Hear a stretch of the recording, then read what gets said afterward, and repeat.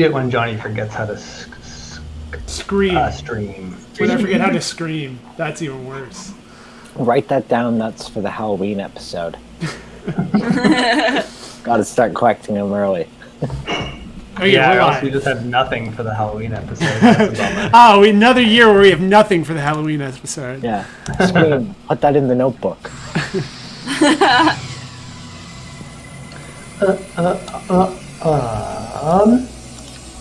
So this is not the Halloween episode, so let's not get too spooky. We need to do a recap and then everyone needs to level up. Isn't that fun?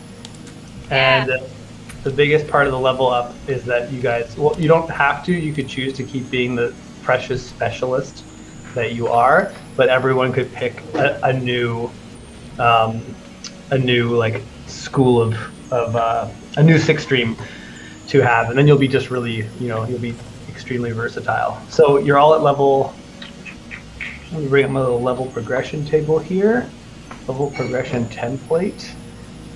You're all at level, what's your bonus on your spells right now, 4 or 5? 4. Okay, so yeah, you're all now at level 5, and that's right, you get a secondary class if you want. So what it will be like is you'll have a +4 still in the class you're using, and a +1 in a new class, or if you want to just keep being pure, you'll just become +5 in your class. So yeah, why don't we do that first, and everyone decide what they want their second class to be. If there's something you've just been dying to, yes, Sam. Sec ops, which I assume is security operations. Yeah. I think that has been updated as a term, or is that different? What does that kind of entail beyond like punching stuff? Or...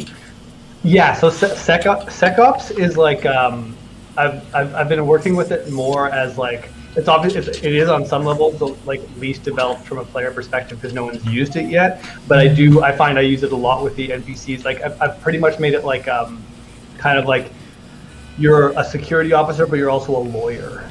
So essentially, you're not just like, yeah, you can do like quick little spells like for security purposes, or you can protect other people's spells by like encrypting things. But essentially, you're also like able to write new laws. Like the spell that you make becomes like an approved sort of like law essentially. So I think there's a lot of room to experiment with it in that thing. Like obviously, making law like everyone in the world, can't see. That's a new law. Like obviously that would probably be an overpowered spell that wouldn't work. But like that's kind of how you'd approach it. Is like essentially coming up with you're like I think they're like their class name is legislators. Okay. Like when you're in SecOps, you become a legislator. Can you give so more examples? That's a good question. Can I give more examples? Yeah, that would be helpful for me too. Like I just want. Yeah. Well, why don't I example talk for- about spells that I already have? Like, let me just search in this thing, SecOps, and see what spells I've used recently. So some of the stuff you could see there was like this never came up, but in the mud puddle like holographic labyrinth you were in. Had anyone tried to had essentially Shmi tried to put the holograms to sleep, or like there was a SecOps 3D Poos in the house. What? Yeah. 3D Poos in the house. Here. Yeah, woo! I had a 3D poo pretty recently. Yeah, we're all talking about it. So it's good that the real. I think you want us. I feel like you want us to talk about it. No. No, I hope you're not talking about it. Oh, guys, Oh, please! no. I need to make sure Please that no don't one is talk talking about about me it. pooing. That is a rule, and if you break that rule, you're a very bad intern. You just keep talking about how you don't want us to talk about it until we eventually do. So there's SecOps is really good for enhancing other people's spells. Like it stops other people from fucking with them. You can essentially lock spells into staying or being protected from certain things. So yeah, there was a SecOps spell that protected the holograms were being put to sleep. That was never going to be an option. Had Schmidt tried to do that, Schmidt didn't. But there's another spell when you guys went into that labyrinth. What's that noise? What's that noise? What does it sound like? It's gone now. Or at least quiet enough that it's not distressing me. There was another spell when you guys entered. You know how you were all of a sudden in different rooms. Yes. So that was a SecOps spell that was baked into that labyrinth that essentially sorted each person based off what stream specialty they had into a specific room that was designed to like specifically combat their stream. Or ops part of that. Yeah. So it was like a rule that like everyone's room that they were in was like their anti room. Yeah. And so you could like SecOps spells would be like, like let's say that Curse casts like a virus, and then let's say Sam has SecOps, he could cast a SecOps spells like no one is allowed to do this specific thing to the virus or something like that. There was another one in that, like whenever Curse cast a virus in that labyrinth, there was a SecOps spell that activated that was triggered by a virus being cast and moved the virus to a different room in the labyrinth, and also made them like whatever they were going to program to do, they would do it to defend the someone's got a Who's got the stream on? Yeah, someone mute your stream. Muted. I don't think it is me. Mm-hmm. Oh, it doesn't seem like it's happening anymore. Not me.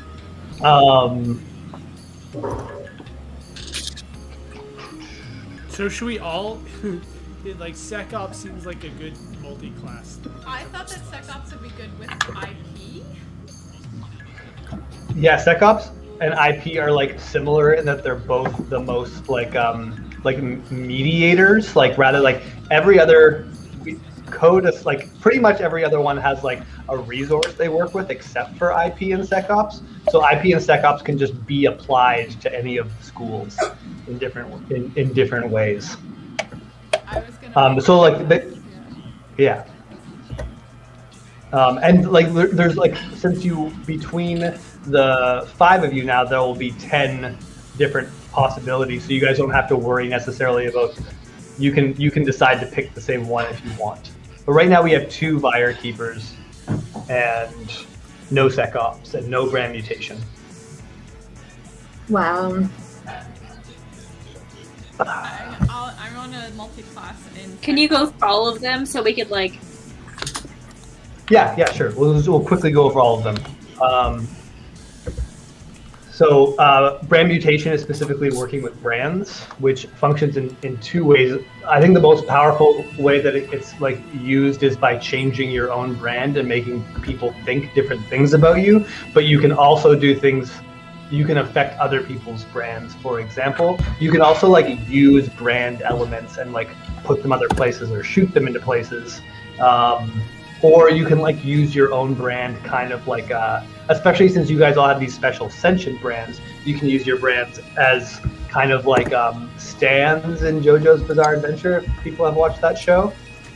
Like you kind of, or like, yeah, or kind of, like you can use your brand as a creature, like stands kind of, or like Pokemon or Digimon or something like that, where you have this like avatar that can act like, and you power up your avatar in different ways. And it can do different things based on its brand elements as it grows and becomes more complicated. So yeah, I mean that's the way brand mutation has been used so far. We just lost my. Able to do that, like how is it able? Wait, what's happening? Why did you say something? Oh yeah, I was saying like how is brand mutation able to do that? Like how are you able to make like Pokemon? Well, like you know how you explain this universe a little more scientifically. How can you really do that though? Well, like 3D Poo suggests it's like in James Cameron's Avatar, the film. Except in James. Oh, no, okay. That's not true. Don't listen to 3D Poo. 3D Poo is a liar. It's definitely not like that at all. In that Avatar, you like Ian, project. The customer is always right. No, Oh, 3D this is Poo so is awkward. a worker. Yeah. Don't listen to anything that a holographic barista tells you. Okay. Who's got their stream on? Someone does. I'm trying to load the Twitch channel, but it hasn't loaded yet. I don't know, and it's gonna take like half an hour to load. I don't know if that's it. If It's you weird, mute the tab, it will definitely not be it. Oh yeah, you can right-click a tab and hit mute site. Oh, okay. Thank you. It's gonna take me a long brand mutation. time. Okay, go ahead. Well, yeah, brand mutation is like when you were casting that pregnancy spell. And remember, we had a big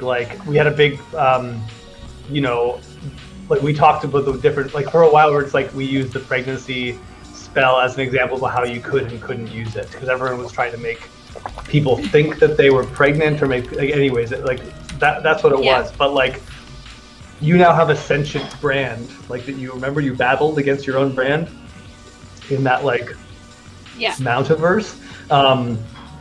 So those brands are still like, we just saw Stan and Curse's sentient brands working as like holograms in the cafe, for example.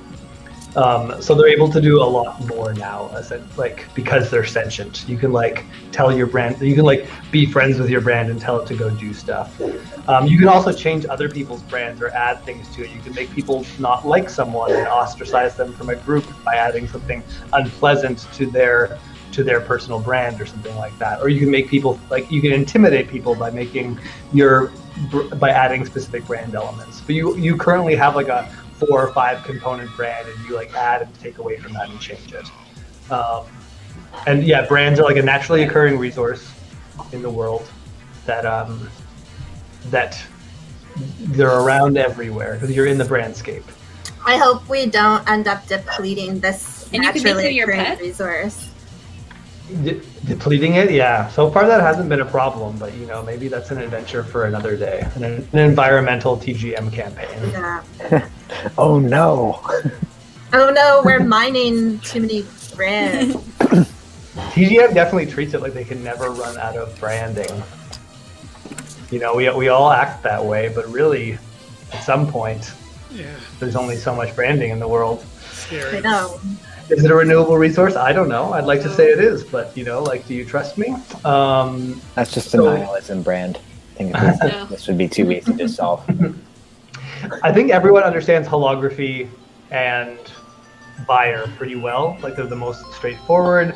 I think code is also I would say one of the things about holography, one of the things in that labyrinth that we were in, it was a holographic labyrinth. One of those things the labyrinth did that we haven't seen in other cases, like hiding holograms within holograms kind of thing. So it's like you don't you should try to you can be sneakier with holography rather than just casting one specific hologram. You can cast several on top. Anyways, that's I think the way in which it can grow. Code is very in the most straightforward way is the manipulation of an imagined natural world. So it's definitely more element bending or something like that. Jonathan's used it specifically by imagining how we do it on a computer, but if someone chose code and didn't actually know anything about real world code, they would just do more stuff I'm turning the floor into spheres or something like that. Or you can do more than just make escalators. Not that there's anything wrong with just making escalators all the time. Am I right? Yeah. You're not. Yes, you're right. Also, part of a lot of an important way to think of each of the classes. I think the most important way to think of it in terms of not feeling limited by what my ideas of them are is that any stream that you choose, your goal should be kind of to see the world as being made up of that stream. So a good cipher, aka a coder, sees like the whole world as code and wants to like unlock the code of the world and manipulate it as they see fit. A good like brand mutator just like sees the world as just everything is just its brand, and therefore like if I can control brands, I can control the world. Like if your holography is like it's very much just like everything is an illusion, or like appearance is everything. IP is just like everything is just like intellectual property to be owned. So like all of those are like trying to you want to see the world in those ways. How does Fire Keeper see the world? I was hoping you wouldn't ask that one, because I wrote that that's the one where it's like it's very clear that the Fire, like right now, the way people see it, like it comes from sort of like somewhere else. But Fire is also the most mysterious of all of them. Like we don't know why there's like fire in the world. Okay. I think of Fire as being in the same like necromancy or a similar sort of it's like not like literally everything's covered in viral energy, but like everything decays into viral energy, and you can use viral energy to create a huge army and take it over. I that's kind of deep. That's really deep, Sam. I'd also view it as like fire being kind of like negative energy, like not, I don't mean like bad, I mean like the opposite of positive, meaning that like it's kind of like fire is kind of a yin yang to everything. Like fire all comes from a place called NTGM, which is literally just like, you know, like the inverse of TGM. So like a way to see the whole world as fire is that like there's a negative to every positive kind of thing. And like an inverse. That's for unlocking like really powerful fire. I guess you'd want to see it in that way. Anything that is there anyone I haven't covered yet? Yeah, I think IP we are just starting to kind of get going with, and like the last, like, you know, like I think through like stuff that Kat was doing with it and some other like NPC characters, like seeing things as IP and like owning them. And also like I like the idea of IP being like a thing, like you can take anything and like lock it to an object, so you can kind of create these like cursed objects through IP, or like hide really like. And then in the last adventure, intern Monica like had a conversation with you guys that was like classified, and then like, or like she didn't want people to know about it, so she turned the conversation into a piece of IP and locked it away, which means that none of you can talk about it, even if you tried. Yeah. Does everyone have an idea, or like who has an idea right now what they'd like their secondary class to be? I know Kat does. Sam's raising his hand. Yeah. So are people gonna be mad if we choose the same one as someone else? No, but maybe if it depends on the person. Yeah. Like Esther's gonna be really mad when Kat chooses SecOps, for example, but I don't know why. Why don't you guys say which one you're gonna choose, and then we can go from there. Kat, 3, 2, 1. Everybody say it at once. Well, I don't know. You just go. Holography. I'm gonna take holography.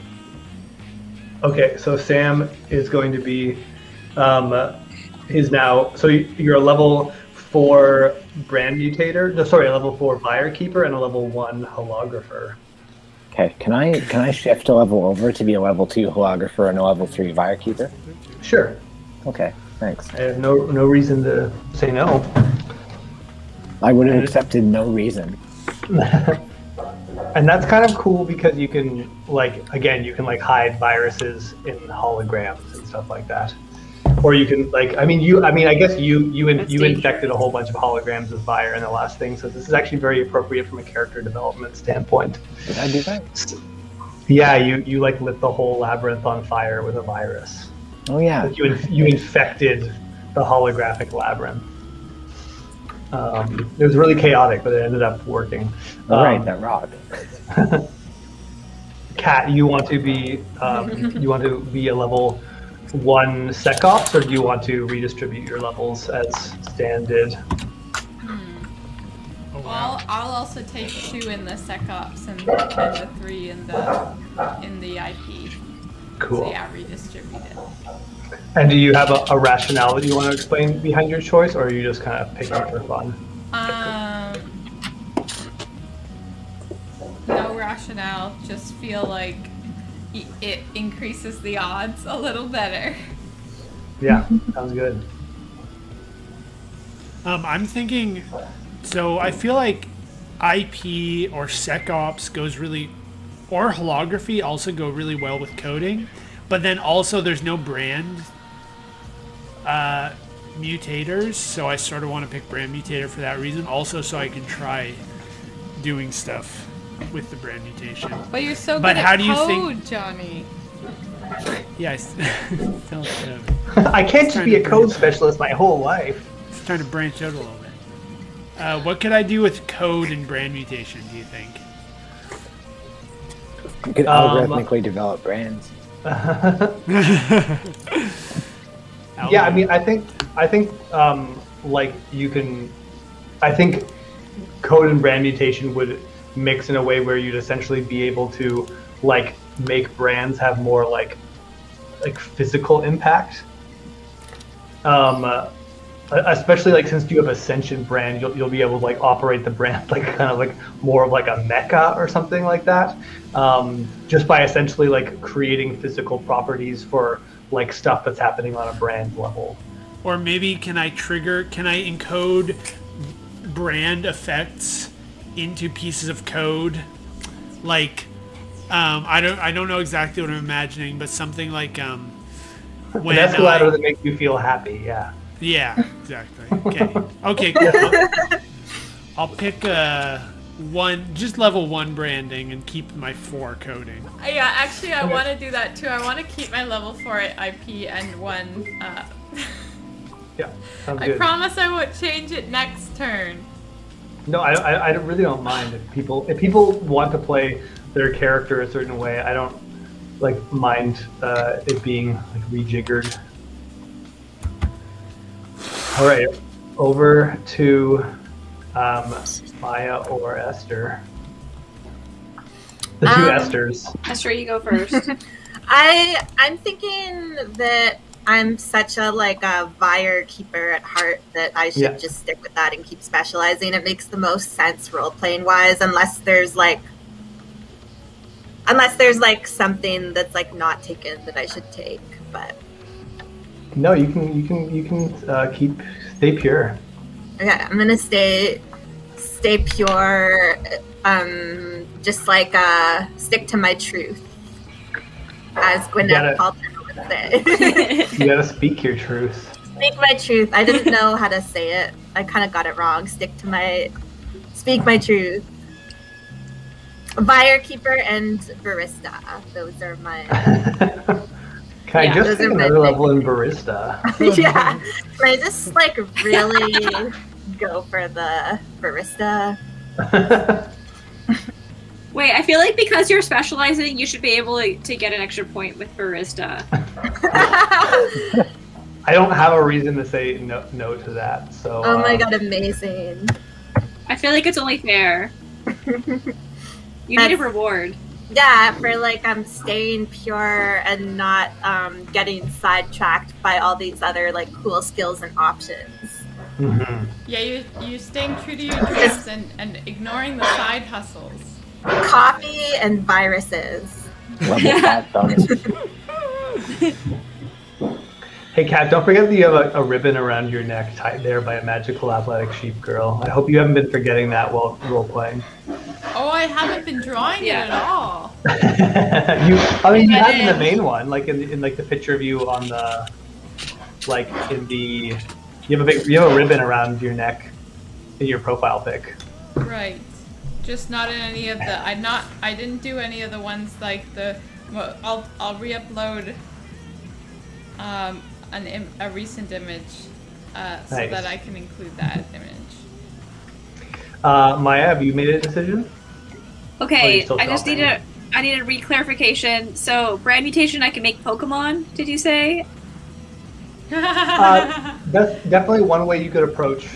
You can make essentially a Pokemon. You could develop a whole second other brand, but that isn't something someone has done yet. Everyone's been working with like their one brand kind of thing, but you could probably craft another brand in the lab. Also, like brand mutation was what you were doing more so before we locked into levels. You chose brand mutation a lot, so it might be good for you to. Yeah, that's what I was doing with sheeples, right? No, that was holography. Holographic sheeples. That was why you switched to holography, was to better roleplay your sheeples. But the branding is also extremely important for sheeples, especially with all their like ghost followers. Okay, so yeah, why don't you take? Are you gonna take one level in brand mutation and keep holography your main? Okay. All right. Yeah. So the other thing, if everyone can open their character sheet and just add the following little small upgrades. So yeah, make sure that your security clearance level is now set to 5.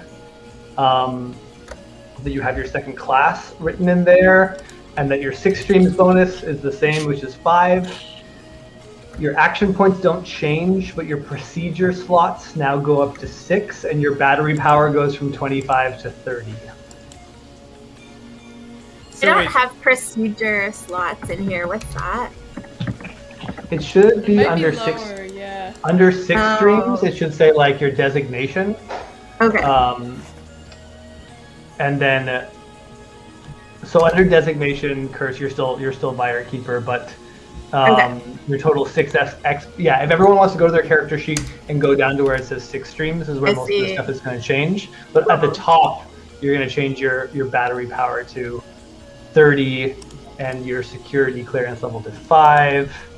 And then procedure slots is 6 now. Yeah, procedure slots is 6, and your new procedure bonus should be a D7. Okay. How are you supposed to find a 7-sided dice? We're gonna have to find it on the internet. Yes, what is procedure slots? Sorry, I talked over Esther. So, like we haven't, no one's really filled up their procedure slots, so I'm still kind of hoping it happens at some point in the game. Like you can only store up to 6 spells, and you can only invent a new spell if you have a free slot. Okay. So like you can't just like, people have mostly in this game been like spontaneous casting, like just making up an idea and then going for it. But Jonathan, for example, you have Escalator stored, and Maya, I believe, has like her Sheep Girl stored, and Milady Green Vapors is stored, and Esther has Sexy Selfie Succubus stored, and like I don't think anyone's ever come up to the limit yet, but in theory, like it's a kind of like you have your go-to moves and you keep one slot open so that you can like creatively problem solve. And then if you like come up with an amazing spell, you're forced to make a decision of dropping one of your old spells, or like storing it somewhere. Like you could go over to Kat and be like, Kat, I'm out of procedure slots, but I don't want to lose my Sheeples girls. Can you store them as IP for me? Nice. And then but like the IP has to be stored like somewhere. So you'd be like, the Sheeples girls now live in this like cool rock I found that I like keep in my inventory. And I have to take out this rock and like cast the procedure from the Sheeples girls. So like IP acquisitioners, which is what IP people are called, like, you know, can kind of like make themselves like magical weapons and armor and items, if that makes sense. Cool. Or like, you know, if you have one in your party, they can make you those things if they feel like it. I have kept track of my procedures, but I put them in the attributes and abilities tab. Mm-hmm. And I have a bunch. I have determine measurement, code espresso machine, AR wall ball, 3D Perlin noise, bad compression. Oh yeah. Local gravity modification. Oh, the Perlin noise. Yeah. 3D Perlin. So wow, you have a lot. So how many do you have stored, Jonathan? 1, 2, 3, 4, 5, 6, 7. Okay, so you have to drop one of those. You can't keep them. You can keep them as notes to try it again, but you can't like lock them in with a specific bonus. Oh no. But like, I mean, that's fine. You can still keep them in your notes. It's just like when you want to roll them, you like every time you make a spell, you roll your new procedure bonus dice to decide what its bonus is. So now you guys roll, you can get between a 1 and a 7 to it, and that's how you like, you know, figure out which spells you have are like, you know, more or less powerful. Okay.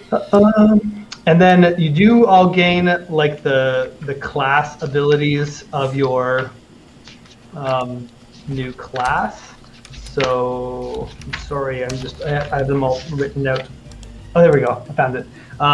So you know, like under your stream specific abilities, like I'm looking at Kat's character sheet right now. She has create IP, identify stream, and access database. Sam, you added holography.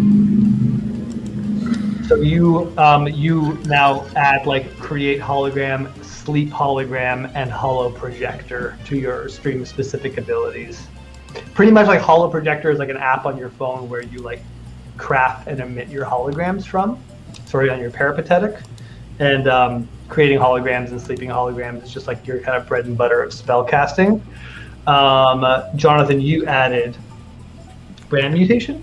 Yeah. So you add create brand element. What alter is this? Is create, a procedure or? No, it's in your stream specific abilities on your character sheet. We've never like leveled up since the rules have become a little bit more concrete. Very very exciting, and also kind of boring. So yeah, under stream specific abilities, where you would currently have you'd have like create, delete, alter, learn, identify, and code terminal. Yeah. You now have create brand element, which allows you to create a specific brand element, whether that's a color, shape, idea, or emotion. Alter brand, identify brand, and the special feature personal brandscape, which is a place where you can store your brand elements for future. It's sort of like the artist's palette, you might say. Sounds like a place I can go when I'm feeling overwhelmed. Yeah, totally. Kat, you added SecOps. Yeah. Which means that you gain the ability encrypt, so you can encrypt anything, like any procedure that anyone else casts, you can encrypt it, and that will what that effect is will really be dependent on what the procedure being used is. Obviously, you can also encrypt your own things. Detect is another thing you have, which is mostly used to like detect like traps or surveillance. Like, are you guys being watched right now, or is there like, yeah, pretty useful. Like if Kat had SecOps when you guys were in that labyrinth, you would have been able to tear it to shreds. And legislate, which is write a new operational procedure, which that's like your law writing ability. Oh, that looks awesome. I put it by putting the things on my abilities. What's it called? Attributes and abilities tab, and clicking on show in macro bar. I get them as little I get all my spells as little buttons at the bottom of the page. Yeah, it's pretty useful if people want to use that. It's not hard to use it either, like you. Ian, will you write the ones that you told me into my character sheet? Yeah, sure. Thank you. I just closed yours. Here we go. I'm back. And then I'll copy them into my abilities section. Yeah. So I'm just going to. And then Shmi, you added brand mutation, which means brand mutation. Yeah, you same as Jonathan. You had create brand element, alter brand, identify brand, and personal brandscape.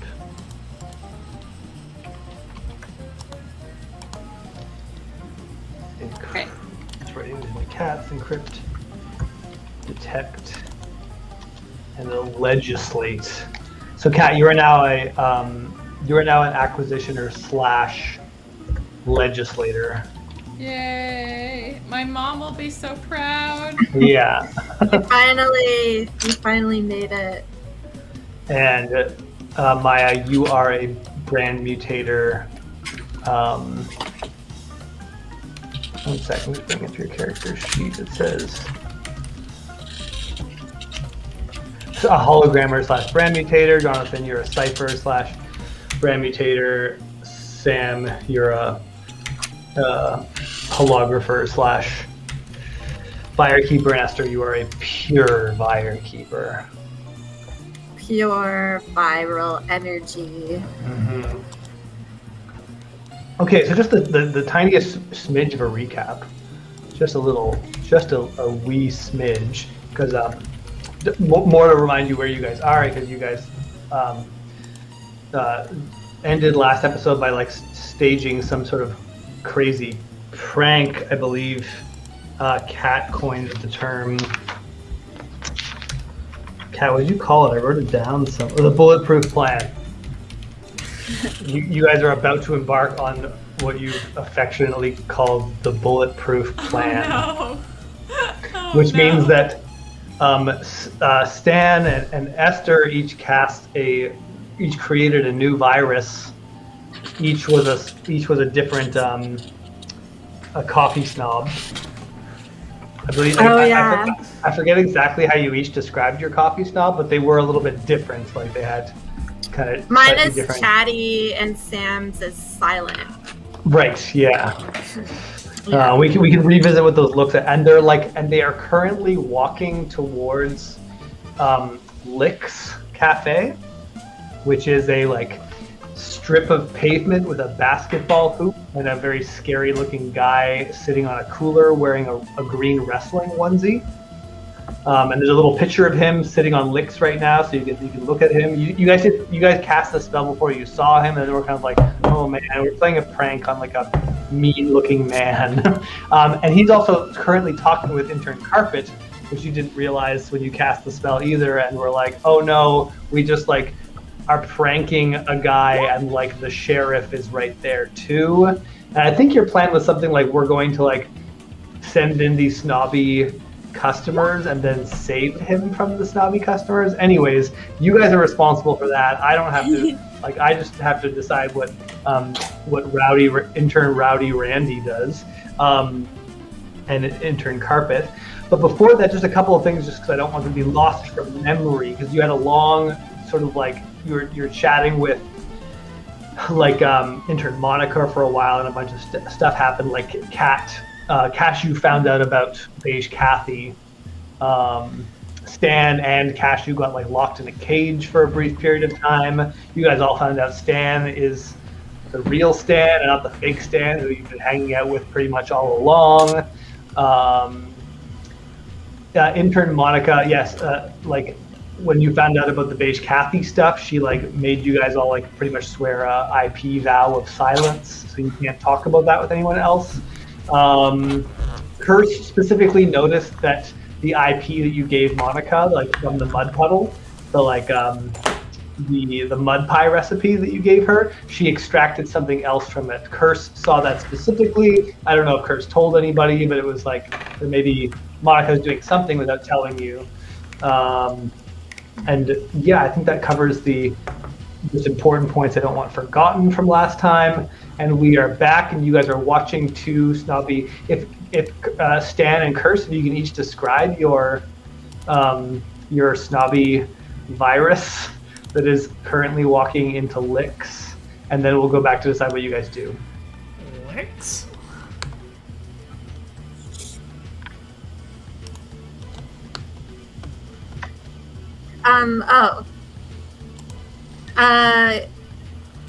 Like describe in more detail than we already did? Maybe just give us a refresher, because.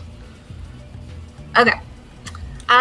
Yeah, my snobby coffee virus is like a chatty, snobby coffee virus. So they're gonna be like very demanding about the kind of like coffee they order, and like wanting to know a lot of questions about the purity of the beans, where the beans were sourced, making sure everything checks out, because it's like unacceptable for them to have like a subpar cup of coffee that like isn't organic, like naturally sourced from the best place, etc., etc. So they're gonna be chatty. Coffee snob is gonna be really asking the hard questions. Are you gonna making sure they get answers? Do you want to keep Chatty Coffee Snob because you did roll a 22? Yeah, actually, the only virus I have kept, because I feel like I always have pretty bad luck rolling viruses. So the only virus I have so far is Sexy Selfie Succubus. So I might as well keep Coffee Snob. Such a good team. Yeah, Sexy Selfie Succubus and Chatty Coffee Snob are now my crew. They'll take pics of each other inside they'll take pics together with their cappuccinos. Yeah. And complain about them. Actually, I feel like I have another virus because you brought one up last time. Is that what you were going to say? No, I don't remember. Oh, okay. I mean, you've rolled many viruses in your day. I just don't know which ones you decided to keep in your menagerie. Yeah, I only have Sexy Selfie Succubus in my character sheet. Mm-hmm. Also, I forgot this last time we played, but we changed the rules on rolling new procedures. That's what your new procedure dice. So I got you guys to roll a plus. I got you guys to roll a 20-sided dice for that, but you were supposed to roll a 6-sided dice for that. But just because of that, I'm just like, it only makes sense for each of you to have rolled 6s. So they're both a +6 when you store them. If you use them again, you're gonna roll. You'll roll a 20 when you cast them again, but they'll get an automatic +6 bonus. So anyway, if you're recording it, record them both. If you're going to keep your Coffee Snob viruses, which will probably be useful as long as you're in Americanatopia, so I would encourage you to keep them. They'll both be kept with a +6 bonus. Anyways, Stan, tell us about your snobby coffee virus.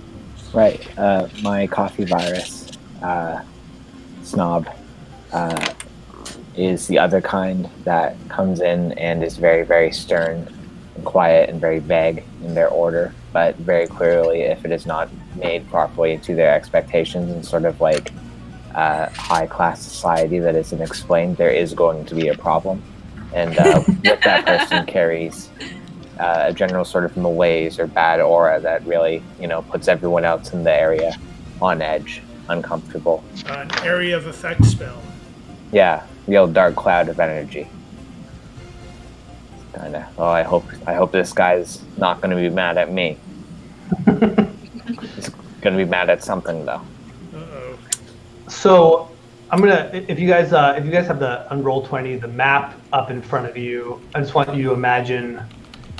So you guys you're at the edge of Americano Kano. You're walking over to Lix. Lix is like, it's not that far away. You can see it. What is our mission again? Is just to get coffee? Cold one. Yeah, Intern Monica asked you to go get a cold one for her from Randy's, and then you guys just decided to... We're kind of overcomplicating it. Yeah. Which, we all do that in life. It's relatable. Yeah. So, I'm just going to say you guys are standing at the edge of Americano Kano. You're about, 50 feet away from Lix, let's say. You can see Randy from where you are. You can see that he's standing with Carpet. You can see that Randy looks maybe not like the most pleasant character. Is there anyone else besides the Vire Keepers want to do right now? The viruses are walking over. I just kind of want to lurk in the background and keep an eye on things, I think. Mm-hmm. How about you, Intern Stan? Yeah, I imagine I am also hiding behind a stack of boxes, Scooby-Doo style. Yeah, maybe we can wear shades and kind of hats and stuff. Oh yeah, I can make ourselves ourselves blend in. I'll hologram guises. Oh, thank you. I really appreciate your hologram skills right now. Yeah, that was just such an immediate mistake. I'm just a filthy Vire maker and can't really do that. So yeah, you guys have these. You both now have sunglasses on, but they're glitching in and out, and they're they're kind of annoying for you. Just like you wish that these weren't on your face because they like you keep getting like shaded and non-shade, and it's just like they're not going to stop you from doing anything. They're just going to be like kind of annoying. Are we allowed to take them off? Well, I mean, it would hurt my feelings. I would understand. All right, I'll leave them on. I really don't want to hurt. After you went to all this trouble to get our outfit looking good. Like, I also want to take them off, but I'm kind of committed. You know? Okay, I'm gonna leave them on in solidarity and just suffer. My first try. It's like when Sam, like with your asymmetrical glasses, and someone being like, "Are your glasses broken?"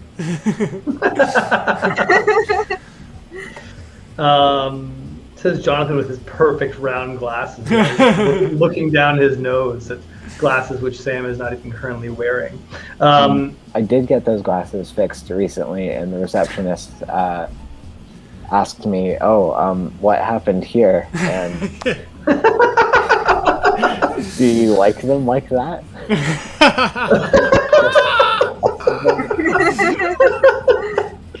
Like, yeah, I'm getting the lenses replaced. But, yeah.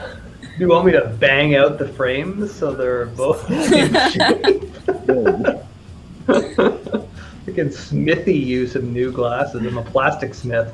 Yeah, I don't usually get like why or like offering solutions, especially in like customer service, interactions.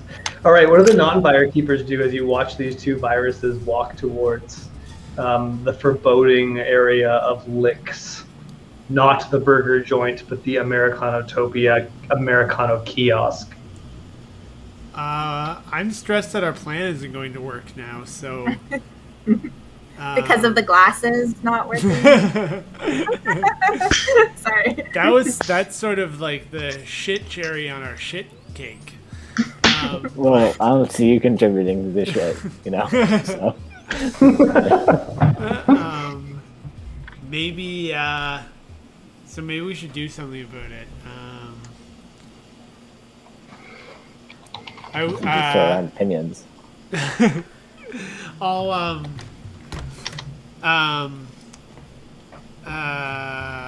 what are the sorry, I'm just getting used to using a brand thing. Being a brand guy. I mean, it totally, like, brand mutation could be cast on these buyers, for example. Ooh. Brand mutation on the Vire, or yeah, or I wanted to brand mutate. What's his name? Lick. Randy. Oh, Randy. Yeah. Intern Rowdy Randy. Okay, yeah. Can I alter brand Intern Rowdy Randy? You're gonna alter his brand. Yeah, to be more obsequious and willing to please customers. But remember, that's not going to change. You can't. If you're changing his brand, that's going to change how other people perceive him. Oh right. Yes. Okay. It's not going to change him, right? Okay. Well, let me just give a boost. Then I'll give a branding boost to the Vires. Yeah. That's like, I think that's the move that makes more sense. Like you could store brand effects that will affect Randy in them. Like they're like your Trojan horse, right? You're packing a whole bunch of brand mutation inside those snobby copy customer viruses. So whatever you were going to do, Jonathan, try to rethink it of like if you could store a brand element inside one of those, create a brand element in the Vire that would cause Randy to behave that way. Oh man, we have this one student who has a really funny email address that I don't want. I'm not going to say it out loud. Them. No, I'm typing in the chat.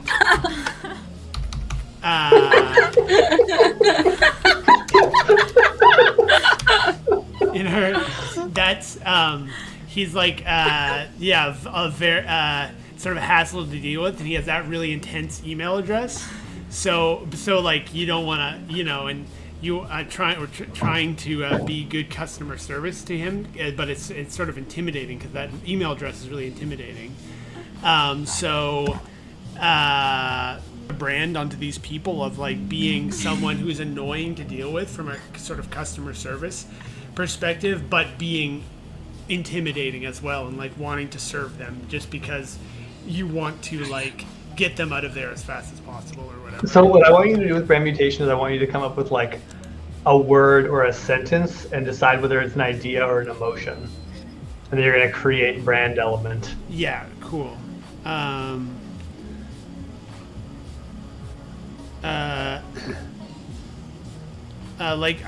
thinking of something that generates obsequiousness in the beholder. So I want to be like, I don't know, like annoying aristocrat is sort of the feeling. I guess that's more of that counts as a brand, right? You can have a brand that's an annoying aristocrat. Yeah, I guess you're going for like kind of like you want to give them like status. Yeah, that's essentially. So yes, so status enhancing. Yeah, it's a good way of thinking about it. Okay. High status character, like that's a funny thing to inject in a roleplay situation. Is there's a spell that makes a character more high status. Mm-hmm. So roll a 7-sided dice and add your brand mutation bonus to it as well. 7-sided dice. Yeah, we have 7-sided dice in this. Okay, now roll a d20, Jonathan.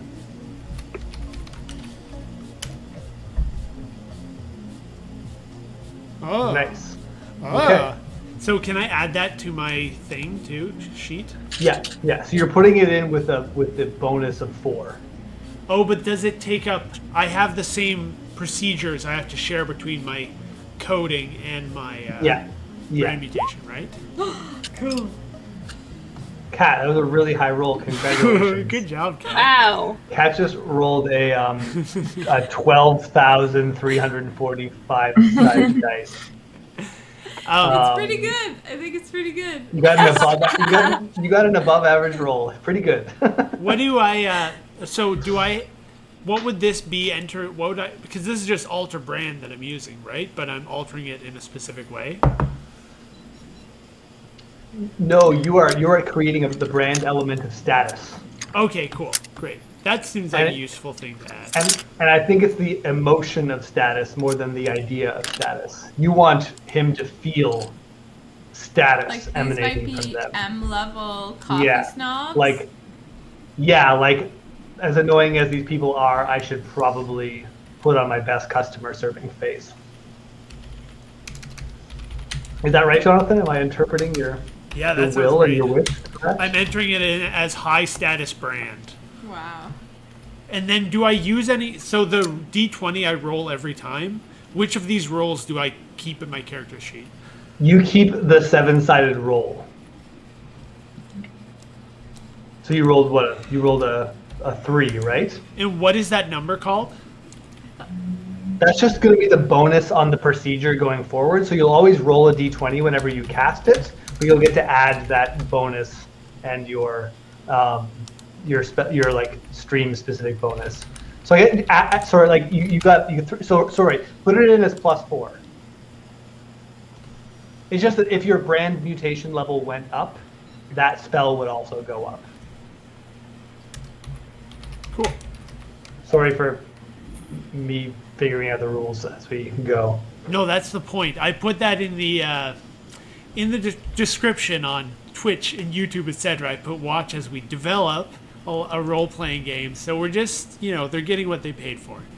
Yeah, I mean, I said sorry, but even as I said it, I was like, I'm not actually sorry. This is what I'm here for. I just want to apologize for your pain, each and every one of you. I'm empathizing, but it's going to continue to cause you pain. It's like Rihanna. It's like Rihanna says, "Baby, this is what you came for." Love that song. Yeah, me too. She does say that in that song. Everybody's watching her, but she's looking at you. Isn't that awesome? Yeah. Yeah, as Rihanna says, that's how we ball out. Rihanna rocks. I haven't thought about Rihanna in a little bit, but you know, I'll always remember that music video is really good. They're like da da da. That's how we ball out. Whoa. That's a good song. Money. Anyways, I haven't seen that music video.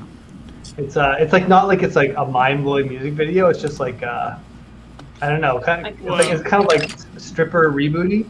Look, you can put. So this is the description of my ability that I've put in, and you can put roles in your description, and it will just roll it for you when you click the button. Oh, are you serious? Oh, that's so convenient. What? I just rolled as high a roll as possible, which is pretty dope. Can I use that one instead, just for fun? I mean, I'm gonna reward you for the work you're doing for the community. Thank you. When I press my button, nothing happens. And Cat tries to do the same thing, and it just does Intern catching nothing. Cat, you really just you know, I'm giving you credit too for demonstrating the full range of Roll20's user interface. You know, like. Look at this beautiful roll by Jonathan, and then also what can happen if you're not careful? It's just Intern catching nothing for all the Intern 3D poos waiting at home. Can we just call our fans Intern 3D poos? Yes. Well, how does Intern 3D feel about that? Well, or also I was just going to write in Twitch that the original, as we determined in this additional roleplay session that we did off stream one day, the real Intern, that holographic Intern 3D Poo, is based off, was sort of like a traitor or else a revolutionary Intern. Oh, yeah, he's remembered differently by different sides. Yeah, you played Intern 3D Poo in a roleplay session. Yeah. Very contentious figure, the original Intern 3D Poo, but it's less contentious to call all of our audience holographic Intern 3D Poos. Right. Like, you know, Lady Gaga has her little monsters, and we have our Intern 3D Poos. So, anyways, that was ended up. We don't have stands though. Yeah. We've got enough stands, but they're not our fans. They're our unpaid interns. Yeah, that name's already taken in our universe. You can't use that here. Yeah. It means something Instead of going else. for the low hanging fruit of just calling our fans stands, we went we call our fans Intern 3D Poos. Good marketing. Anyway, so the viruses are walking towards Licks. Wait, I didn't get to go. Yeah, go. Oh, you haven't Sorry, I didn't know that you were like, you know, plotting. You didn't have your plotting face on. You didn't realize that we were in initiative currently. This is a combat situation. Yeah, I go to the girls, the sheep girls, and I'm like, hey, head over there. They're not all there. Okay, I go to the stinky one. We definitely established Pamela Anderson was there, and the stinky one is now there. I'm going to give you. Well, you know what, Maya? How many sheep are there? There's like 7 or something. I don't know. I have to look. I think you have it written down. Yeah, I'm gonna look. Sheep harem. 1, 2, 3, 4. There's only 4. Okay, roll a 4-sided dice. Roll a d4, and I'll decide how many sheeple are there. We know that it's a stat like if you get a 1, only Nat is there. What did you get? Is that the right thing to roll? No. Roll a 4-sided dice. Don't roll a d20. Roll a d4. So I see a d4, but there's like 2, 4, 5. Like, which one do I do? So just roll. Maya, type in /roll space d4. Oh, I get it. Okay, that means there's 4. I rolled the 4. You have to roll it. Oh. D4. Oh, there. That's good. I got it. Yeah, you got 4. Okay, so the whole girls are there. I don't know why they should. So we got Cassandra, who's a little stinky one. Nat, the Pamela Anderson one. We got Towel, who's muscular with a close cut coat of wool androgynous, hunter eyes, high level charisma. Everyone falls in love with them. And Chi-Chi, oversized ears that look so soft, attractive underbite with braces, pure of heart, looks like spent 2 hours on her wool hairdo. She spent 4 hours. Extremely funny. Okay, the sheep harem. And what are they gonna do? Okay, so I sent Cassandra and Towel over to the area, and I'm like, girls, when you walk by, first watch over what's happening, and brush against them, and brush some of your wool against them. And I'm speaking as Cassandra right now. Like the two viruses, and put a bit of your wool on them, and if they start acting out of line, electrocute them with the power that is held in your wool. Wow. Okay. That's very strategic thinking. I've been thinking. Okay. Yeah. So there's now Cassandra and Towel are walking over behind the two viruses. And you guys are all still standing watching with two of you, their glasses flickering in the cold, sterile lighting. Cashew, anything you want to do, or are you just watching in horror or in fascination? I was kind of egging them on, so I can't wash my hands entirely of this, but I'm just trying to think of how it'd be interesting. I think I'm going to wait for the coffee snobs to do something and then try to create that as IP. But I'm just waiting for now. Okay. Yeah. Fair enough. All right. So you are all, and you guys are all gonna just stand and watch for now from 50 feet away. I'm going to film it on my phone for content. Oh, good idea. Oh yeah, this is like good social media content. This is like what's that show where they do like hidden comedy in public just for laughs, gags? Guys, can we recreate this in real life when we're all together sometime? Yes. Like two of us are the coffee snobs. Two of us are like hiding in the coffee shop with like overcoats and like shades.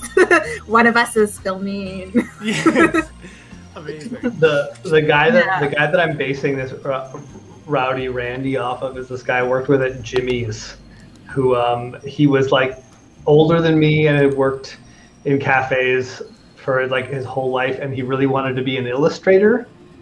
And he was at this like funny, interesting point where he was like really good at his job, but he was like so fed up. Like he just really, and I want to say like happy ending. This guy's now like a successful, well-employed, versatile illustrator.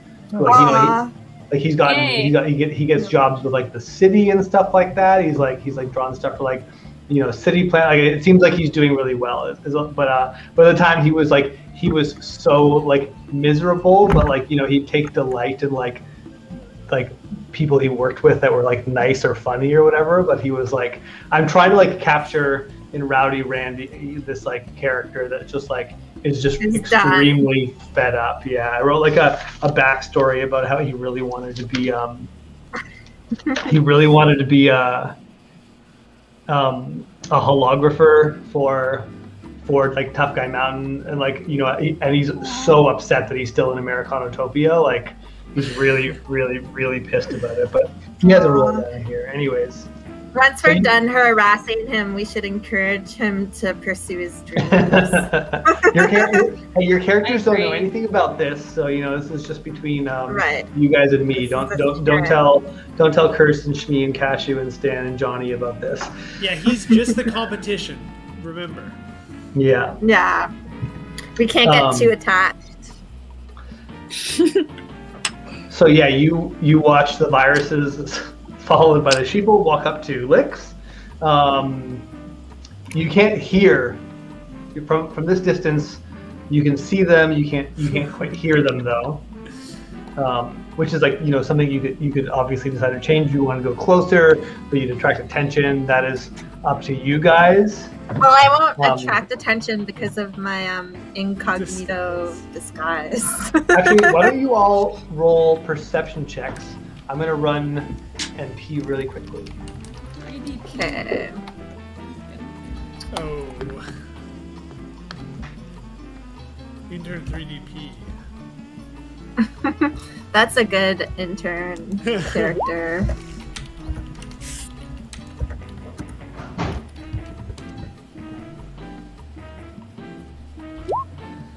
Oh, Ooh, I the killed Preceptor it. in Chief. Wow, you killed it. Yeah, always have good perception rolls. Well, usually. Okay, we gotta roll We gotta pee. a P cup. Oh yeah. Hey, who's doing it? That's the cop. What does it look That's like? what Oh. you get. 9. But do we get like What's it a look like? description or anything, or is Yeah, it? say It's to just. me.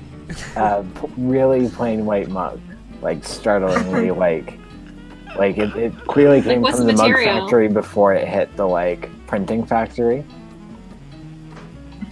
Okay, yeah. Yeah, It's- like just like pre-generic. Okay, I guess I'll try to believe in this cup. Doesn't sound Wow, I very believe in convincing. it. It's like the platonic ideal of a coffee cup. No, I can believe neither in of us- that. No, you don't. No, Ooh. Esther, you successfully do believe in it. Your Oh, lack of me and Johnny willpower don't. made you credulous enough to believe that the cup was real, even though it Yeah. was of mediocre quality. Despite not having great rolls, Maya and myself were just too credulous. Yeah. Will you like- roll for me? Oh yeah, here's Kat's roll. I'm really happy that the plain white Oh. cup is now filled with my urine. Whoa. Wow. Kat has perfect information about this cup for some reason. She's like, that clearly was made through this hologramming technique. Like, this is like Kat doing like an art crit, like Please don't be tearing it teardown up. of the My- As she my- pees on the ground. That's not Fucking hologram. as she just is like peeing. Yeah, like Just critiquing while into a peeing. puddle. And she's like, And that's then- not a and then- realistic texture. Takes a sip.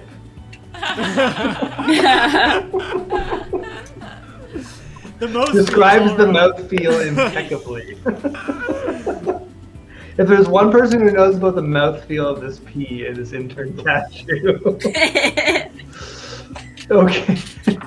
Did you guys roll perception checks yet, or are you too busy peeing?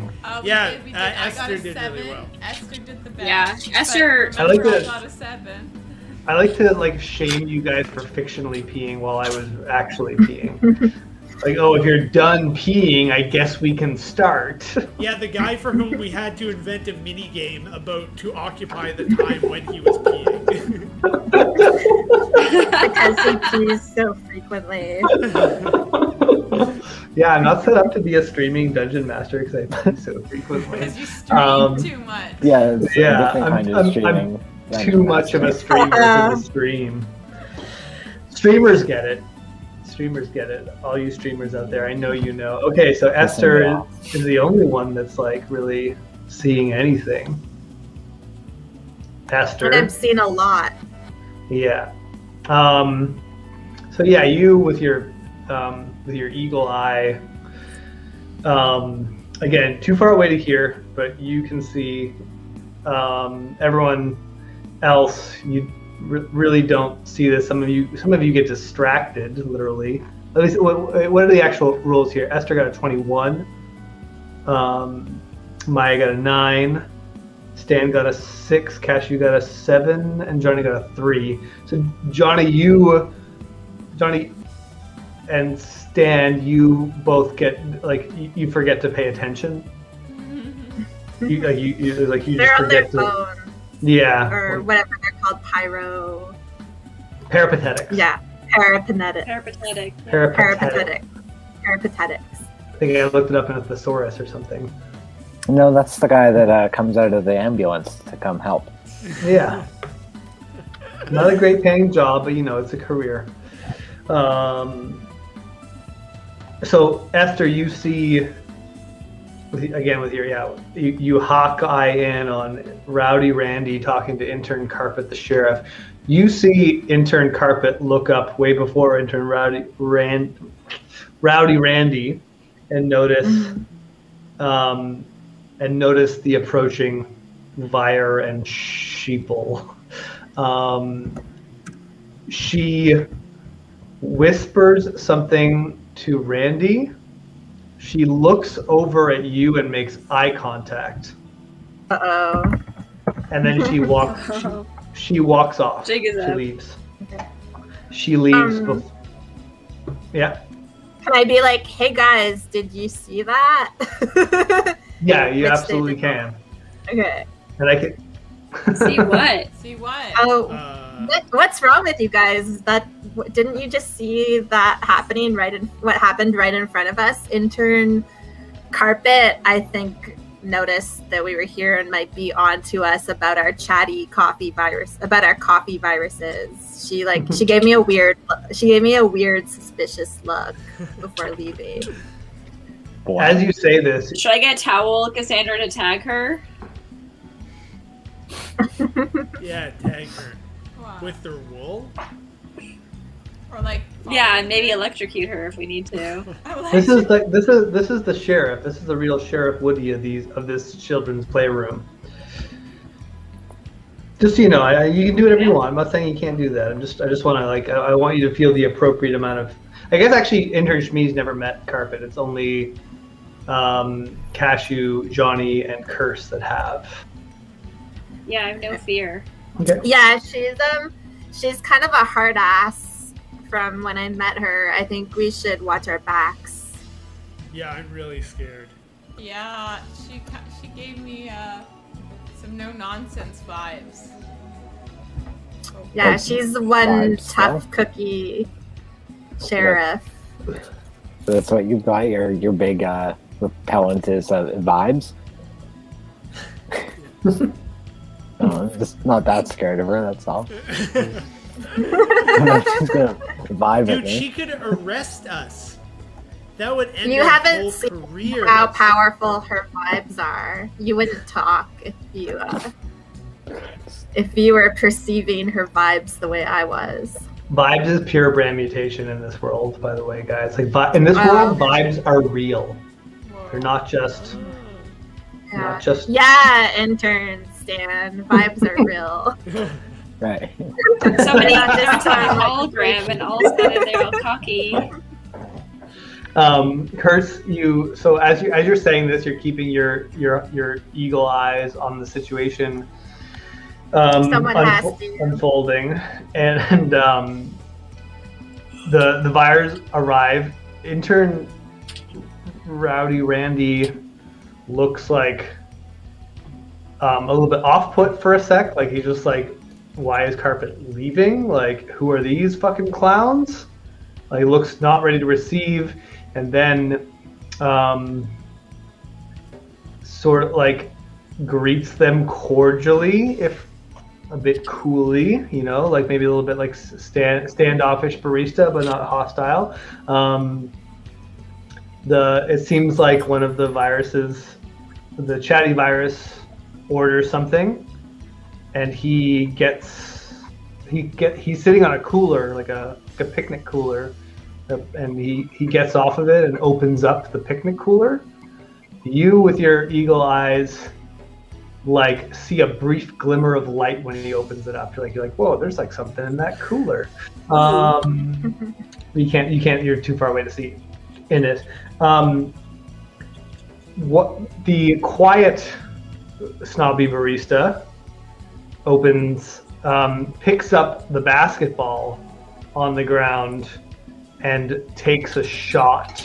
And he's not a good basketball shot taker. It's like he puts it behind his head and shucks it like that, and it like goes off the side of the thing and like bounces away. And you see intern Rowdy Randy like freeze and tense for a second and like look over and like maybe grit his teeth. He really didn't like that move. Shmee, what again did you want the sheeple to do? So the sheeple, first of all, go past them and tag them with some wool. And if they do anything that's like really objectionable, they'll get electrocuted. But they're also just like, they're monitoring them to see if they do anything objectionable. Okay, but they're not going to interact with Randy. They're just there. Are they going to walk through, or are they going to stick around? So what, like, singing describe around. what they're doing right now. Like they're just posting up. Like, do they say anything to Randy? Do they like? Maybe they just start like they like go on all fours and they just start grazing. They're eating grass. Okay. There's some like grass in the like cracks of the pavement of this fake driveway, and they're eating some of it. That's great. Randy looks a bit like, what the fuck is happening in my shop? He's glancing around, but he doesn't stop from his task. He reaches in and he gets he produces a big jug and two little like shot glasses, and he pours something out of those shot glasses and offers one up to the chatty coffee snob, and holds one out for the other one who's like not paying attention to him, is like looking for where the ball went, and then like doesn't even go to get it, just like stands there not facing Randy, which Randy visibly seethes over, but tries to keep up a good face, and then walks up next to him and kind of puts it in his face and gives it to the quiet, snobby coffee shop customer, and they both stand there sipping. And you can see that the talkative coffee shop barista starts orating his experience predictably as the sheep will graze. What do you all do now? Does it look like at what point should we approach to save him from these viruses? Like, how far do we want them to push him?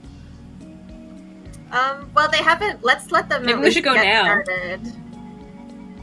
Yeah, I feel like he could go. Ian, is there anything we could do to detect his like stress levels or something? Well, Esther's got the hawk eyes right now. She can see that like he's not having the best day. all of a sudden, into IP?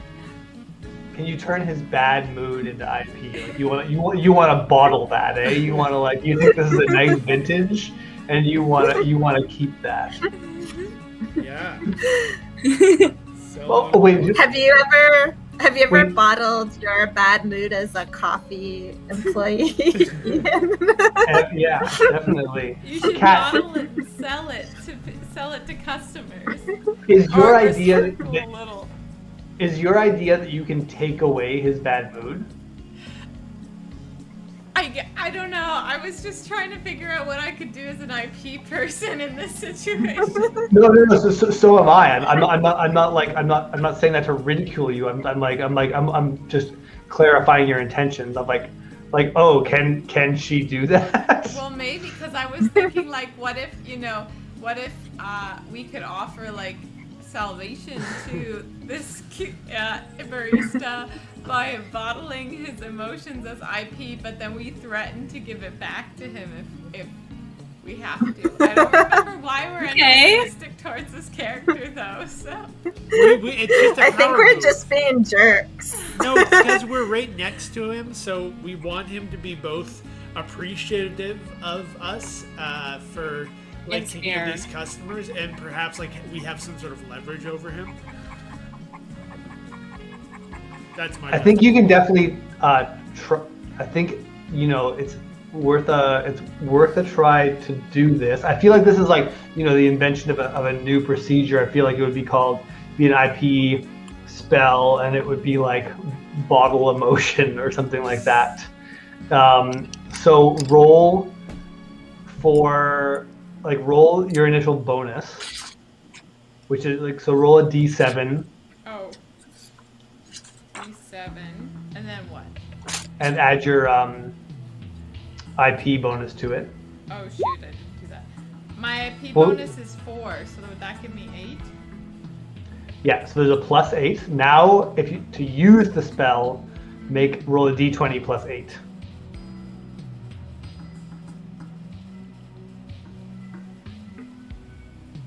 It's kind of a crazy move.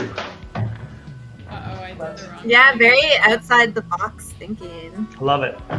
Love it. Love it. Fuck.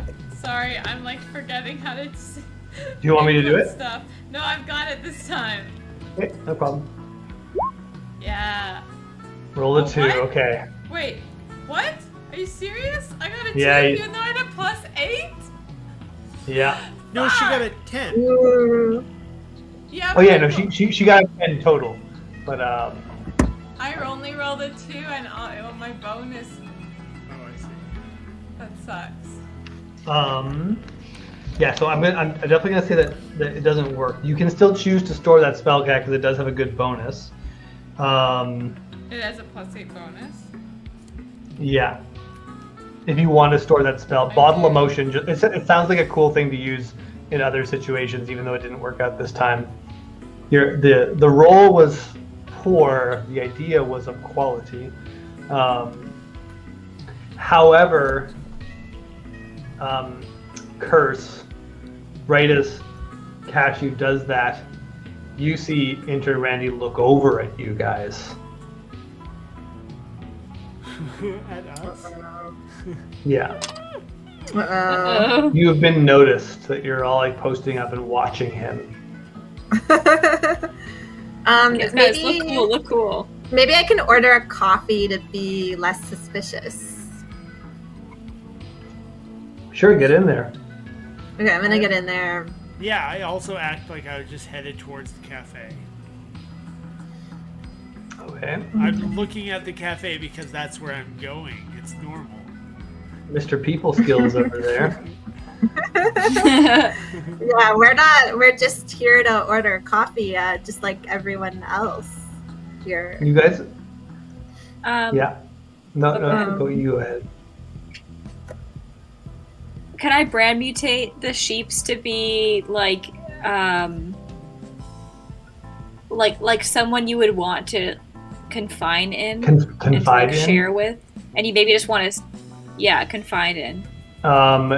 Make a brand mutation. You want to create a brand element in them that is the you want either the idea of a confidant or the emotion of trustworthy. Can I kind That's of not want to bad. hear some of the things that Coffee Snob is saying to annoy the barista? To Maya, annoy Randy. Maya, you have to roll to create the spell. Actually, no. I guess if you're not trying to store a new spell, and you're just creating a brand element, you can just roll it. You can roll it raw. You got a 5. It didn't work. Okay. Or it worked, but did not create a tangible, feelable. Oh, it's not feelable. Like 5's pretty. You can feel something from a 5 usually. 5 out of 20 is poor. Now she's just playing to the audience. Never admit defeat. Yeah, I mean, like a 5 is like, yeah, maybe they're trustworthy and a confidant if you get to know them. Okay. So, Johnny and Curse walked into Licks. Everyone else stayed behind, or speak. I will also enter the Lex. I'll also come by. Guns drawn. I I come got- without any weapons. I'm also Does anyone not go? Maybe I hide in one of the girls' like coats of fur, and I go inside of their coats. You're not- So it's not me. I'm like, They're not that big, and you're not that like. I pictured them all kind of being like your size to like regular human size. you don't know how fluffy their fur is. There's a really fluffy one I can hide in her fur. Is there a really fluffy one? Because it doesn't sound like Cassandra or Tal are that Yeah. fluffy. No. There's one that's Tal back with literally me. has a close cut coat of wool. No, So not Tal and towel. Cassandra are the ones Hold you on. said. It's Chi-Chi. Chi-Chi's not there. Pamela, Like towel, and Pamela Anderson. Towel and Cassandra are at the cafe. Chi-Chi's with me. you. Nat is nearby, handing out hats still. Cassandra and Towel are currently eating grass out of the cracks of the pavement of this driveway. So I can hide in Chi-Chi's coat and we can head over. Chi-Chi, oversized ears, look so soft, attractive underbite with braces, pure of heart, looks like she spent 2 hours on her wool hairdo, spent 4 hours, extremely funny. Wool hairdo! At no point is it mentioned that she has enough fur to hide a small human in it. Why don't I roll on this, huh? Like, roll how thick her fur is? Yeah, sure. Yeah, Why, don't- or you could also, she's a hologram. You could use holography to expand her fur. No! Yeah, her fur gets as big as you want it to be. I think I start getting a bit concerned that the fur is starting to like impede my access to the cafe. No, she has not gone to the cafe yet. She's gone over to Chi-Chi and cast a holography spell. Maya, in your character sheet, I need you to change Chi-Chi to having enough wool to hide a small goblin in. Just, so we remember the future. And you want Chi-Chi to like start advancing towards the cafe so you can hide? Okay. Yeah. That's why would I stand in the way of this? Exactly. Okay, so the rest of you enter and you see like Randy watched you all walk over. Randy knew there's something happened. Something's off. He's high status. He's got fancy customers to deal with, and he's gonna make sure that they get a good experience, even though he hates it. But you guys, I don't know about you guys. Could I please have a cold one, sir?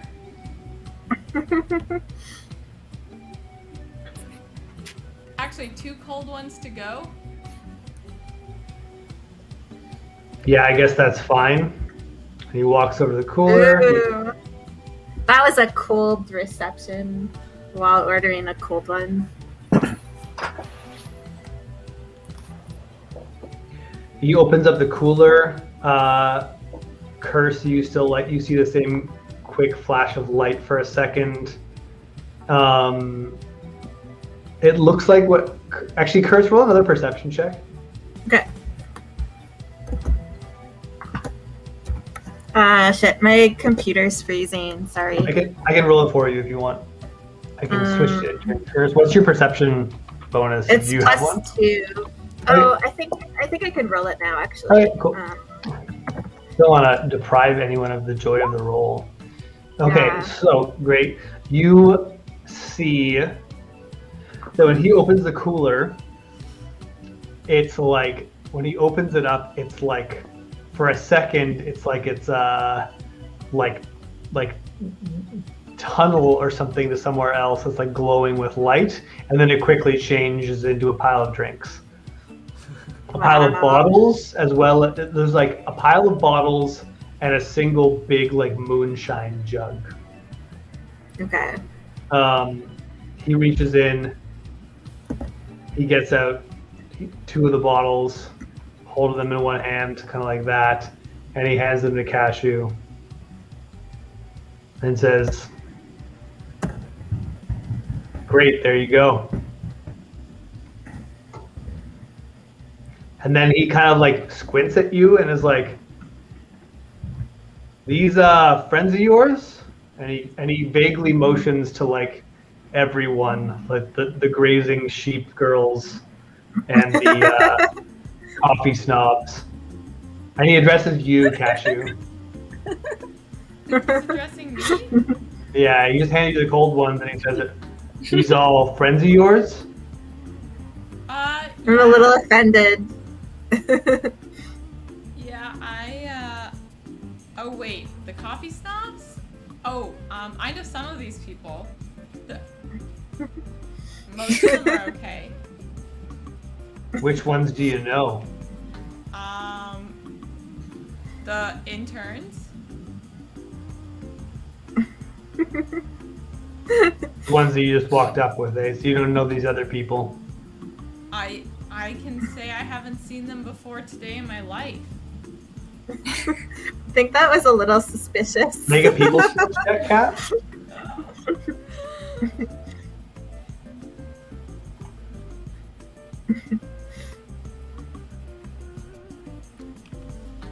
Also, hiding Shmi. Oh, yes, yes, yes! Yeah. Nice. I haven't seen them before today in my life! That sounded more convincing this time. And he says, yeah, he does like, all right, welcome to Licks. Make yourselves at home.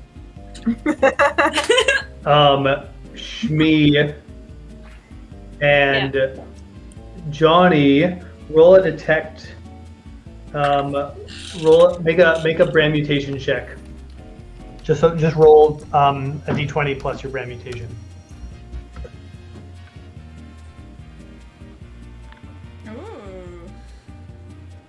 Maya, you sensed a some sort of like a brand mutation spell was cast. Wait, on who? You don't think it was cast at a specific target. You think it was like kind of like a maybe an area of effect. Automated one? Yeah. Okay. No, an area of effect, like a group of like I don't know, like you just felt like a flash of brand mutation. You're able to detect a flash of brand mutation from your little secret hideout of a big, fluffy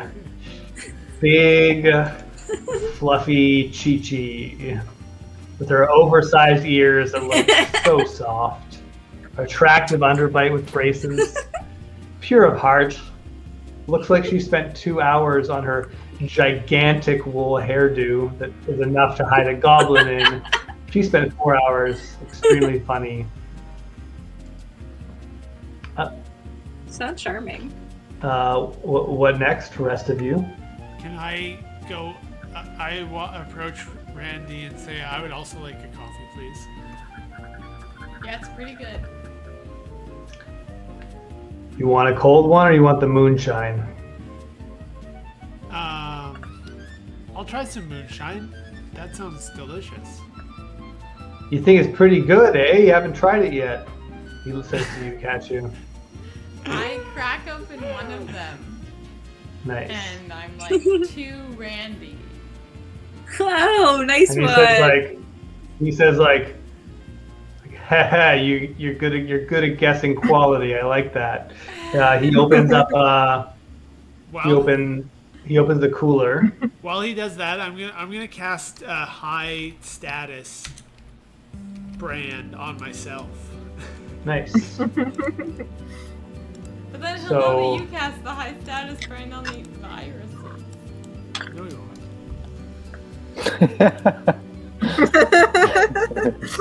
Confidence. That's what high status. That's the kind of confidence you have when you're high status. No, he won't. That's a very high All right, status, high status. Johnny, hobnobbing with the elites. And I'm like, when he turns around, I say, "Hey, are those guys bothering you?" Who do you gesture to? The viruses. Who are as like high status as you are, right? But it's like a clash of the titans for Randy. They're actually more. Sorry, Jonathan. They're more high status than you are. What Their role status did I is get? 25, and your status is 21. You are a victim of your own success. Oh no. The three most important people in the cafe hate each other. Make a people skill check, Jonathan. Rowdy Randy has got out his big glass jug and is pouring it into a small shot glass. And, I got 17. And giving it to you, and he just like, he looks at you and he looks at them and he goes like, "No, is there a problem here?" All seems like good folks around here. Have you asked them if they like the coffee? I heard them making some remarks when I came in. I guess you didn't hear. I'm sorry, I didn't mean to bring it up. I thought you had heard what they said. Everyone's got an opinion.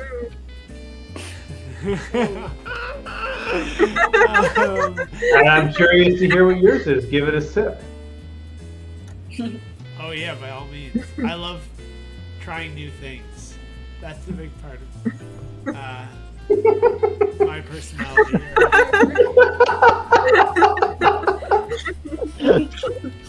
Great. And he's like kind of staring at you intensely now, and he kind of looks demonic. Okay, I try some. Yeah, it tastes like it's like some sort of like room temperature like espresso beverage that has like really weird flavor notes that are like probably like seem like they're maybe on purpose. Like he's trying to like make it taste like it's some like crazy strong drink, but it's coffee. Amateur. And he's looking at you like waiting for your reaction. I love it. Tell me more. I don't know what they were talking about. The things that they were saying about it are just totally false. What do they say about it? I don't want to. I mean, you should ask them. I'm not going to. What is Curse? You control talkative barista. What does talkative barista stop say about it? Talkative barista is being like, I could see what he's trying to go for with this coffee, but the notes are just confused. They clash with each other. Fuck, what's the term for like a sub? The woody sub notes are like clashing with the hazelnut flavor. I don't know what message this coffee is trying to convey. This is clearly the work of someone with ambition, but who's a bit of an amateur and needs to study his like coffee tones and flavors a little bit better and find a way for them to work in harmony. Someone needs to invest a few more skill points in barista, it seems. Did Jonathan say that or Johnny? No, that's what I say. Or that's okay. What I'm putting in that. Maybe that's what Chatty Coffee Snob says. Yeah, like Rowdy Randy, like it has this like frozen face, like you don't know whether he's gonna like punch you or kiss you. Just has this like intensity about him. That is a very spooky face, Ian. You should do that. You could be in a horror movie or something with that face. Thank you. So did intern Johnny like repeat everything that Chatty Coffee Snob said now? Yeah, what's your response to that, other coffee snob? What's like the response review? Sucks.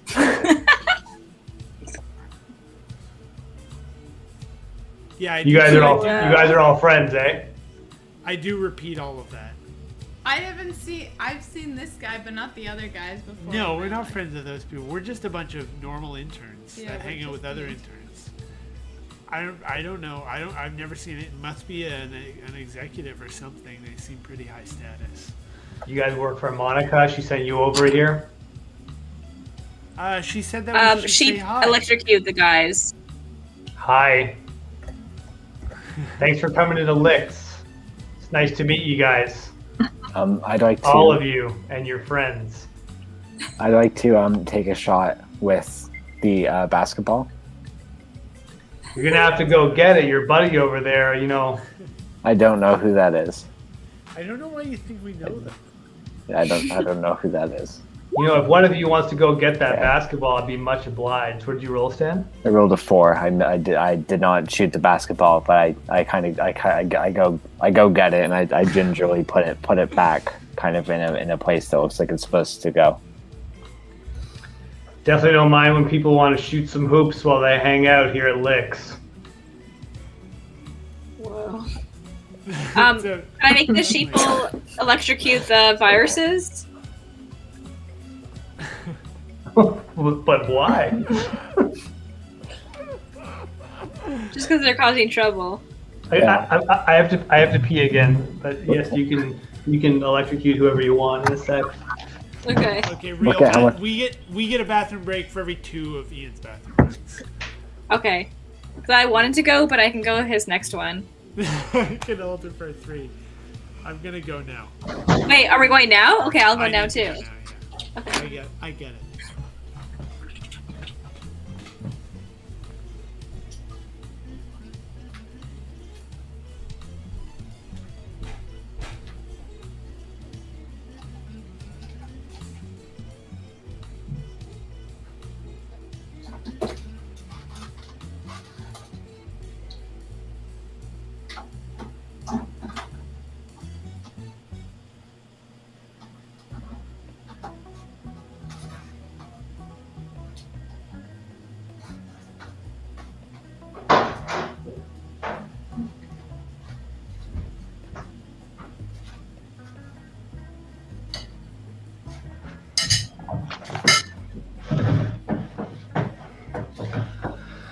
Hey, where did everyone go?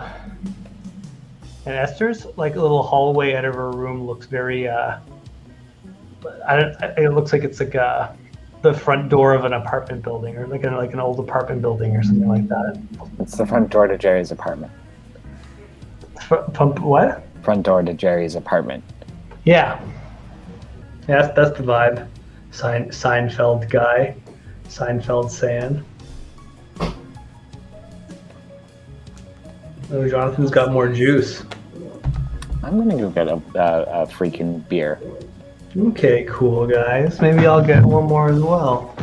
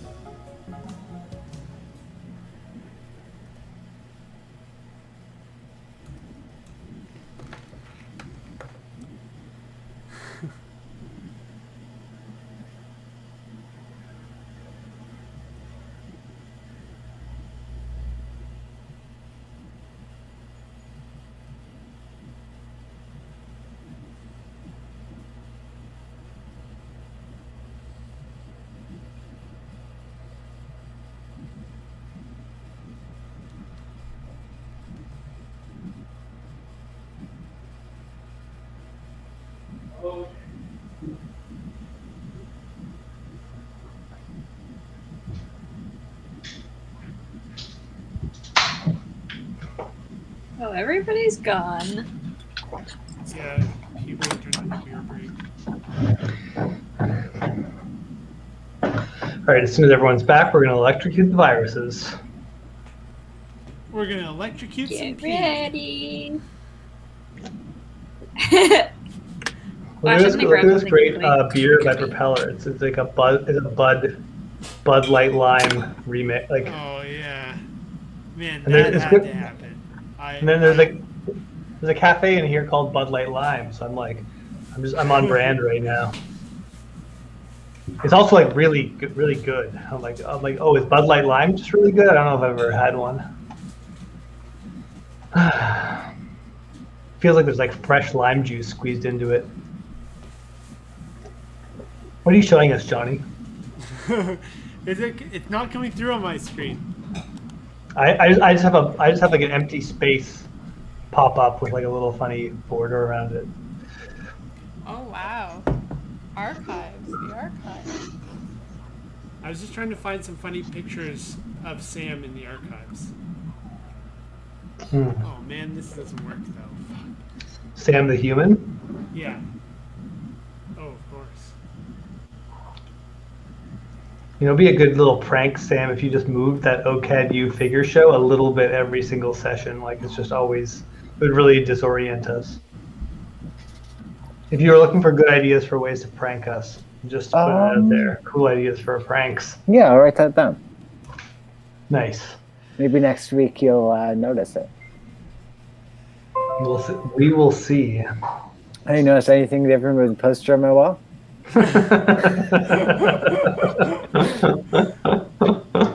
No. No.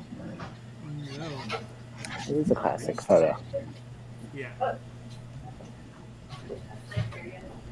This is Yeah, from this website. This very mysterious compendium. It's some sort of documentation of the way of things. Hey. Some Gonna Stan read lore. that on Some Stan lore for you. Yeah. For all you Stan fans. Yeah, we should turn the way of things into like a bad stands like core document or something like that. Okay. Okay, so I also want to. I was just saying this to Maya, but just to applaud you guys for your behavior. Like the trip to Licks and Rowdy Randy was like a footnote in the adventure, and you guys are managing to turn it into like a like two like give it a span. Which I'm like no complaints for me. I just I just want to let you guys know that you really take the wheel sometimes. Let's prep for next week. All we try to give you. I'm like what are the chances that we just spend the entire time at Licks? Like, I'm down. I don't mind. So all of a sudden the two coffee baristas, sorry, the two coffee snobs are like electrocuted. And they drop their little cups of moonshine on the ground. And Randy's just watching the whole thing. Again, like head I know up. they were annoying, but did they really deserve to be electrocuted? And We're just Randy, doing psychological warfare. Randy. I don't know those guys, so I'm actually pretty unaffected by the fact that they've been electrocuted. you say that out loud? Yeah. I jump out of Chi-Chi's coat and I'm like, sorry if they're bothering you. I thought I'd take care of them for you, Randy. Cheers. Can I get a cold run? Randy looks over at you and looks back at everyone and he just goes like, you guys are you're funny. What are these all, what are they? They're all holograms. They don't look like holograms. What's going on? What are you guys doing?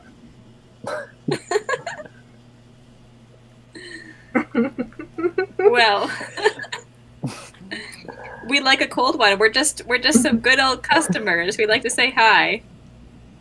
Yeah. Hi. We really love this coffee. It's so interesting. Cold one, eh? You want Monica asked for this, or this is just for you guys? Who's Monica? Monica asked for this. All right, if Monica asked Said you're this. a really professional barista. Mm-hmm, yeah, thank you. Monica asked for it. And he rolls his eyes, and then he gets another bottle and he gives it to Cashew and he says like, give Monica this one. Oh. You guys are funny though. I like you. You guys come by Licks anytime. Thank and you. what am I? Bring your friends. Maybe not those guys. Though. We don't know who Those they are. guys weren't our friends. We don't know them. Yeah. Everyone's welcome at Licks. Can Chi-Chi look into his eyes and be like, what is your dream? So she's really trustworthy. Yeah, make a. She stops eating grass. She's already trustworthy. I'm like, No, Chi-Chi wasn't eating grass. Oh, she wasn't? I really No, like Chi-Chi the was imagery of hiding me in her fur.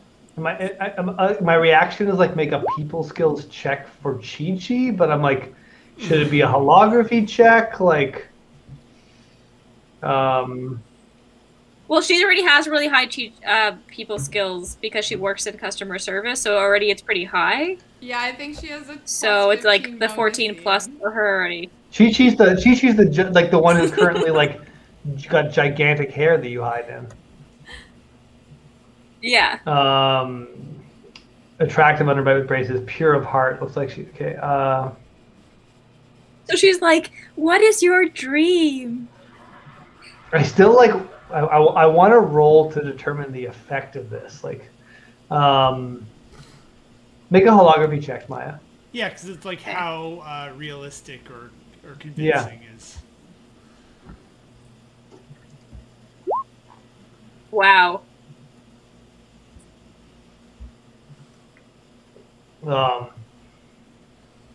He changes from like his like ha ha ha to like a bit of like a sad scowl. Aww. And he goes like, "You guys bring that back to Monica. Give her my best."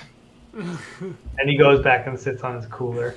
Aww. We don't get to know what his dream is, so he doesn't tell us anything. Doesn't seem to want to volunteer the information. In fact, the whole idea seems to depress him quite a bit. I mean, you can press him on it, but like that's up to you. I'm gonna leave Chi-Chi with him Okay. to keep him, and she's just gonna like talk to him and hang out with him and like find out about his life. Can he hide in her fur? Yeah. If she lets him. It seems like he'd be maybe like Randy's a little bit bigger than Shmi. Maybe he couldn't entirely hide in her fur, but he'd definitely be able to get in there if he needed to.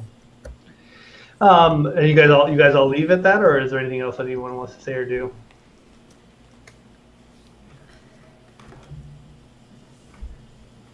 I feel good with that. I do want to say goodbye to Randy. I would like to turn Randy's hopes and dreams into intellectual property.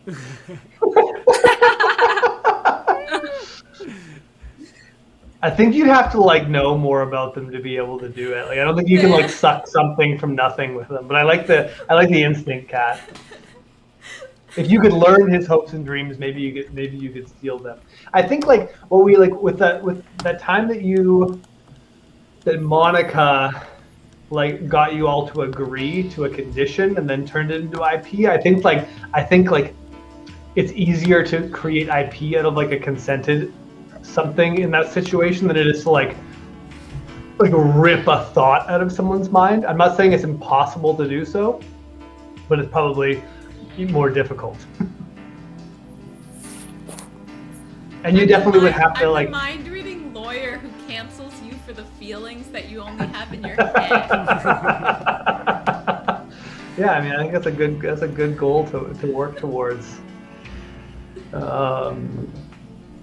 Okay, so as you walk back to Americano Kano, you see Randy talking to Chi-Chi.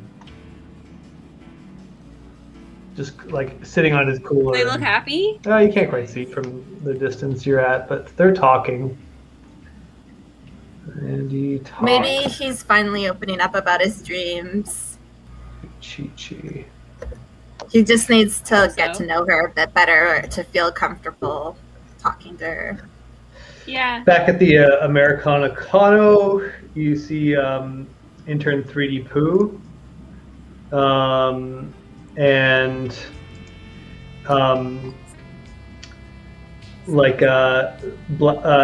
Zetsu Sentient Brand Curse wearing a sailor outfit, and Jim Carrey dressed as Jesus in a sailor outfit. Jim Carrey in a sailor outfit with a crown of thorns and a robe under his sailor outfit. Wow. This is Jesus the Man, the Idea. As a I understand now. Mm-hmm. And solipsism, aka the Truman Show, meaning that like both Stan's brands are present in this one. But solipsism is just solipsism, and Jesus the Man, the Idea has a couple other things mixed in with him, or just that? No, whatever. This sentient brand clearly has elements of solipsism, aka the Truman Show, and Jesus the Man, the Idea, personified as a sentient brand serving coffee at Americano Kano. Holy. That's just what would happen if you hired me at Quantum.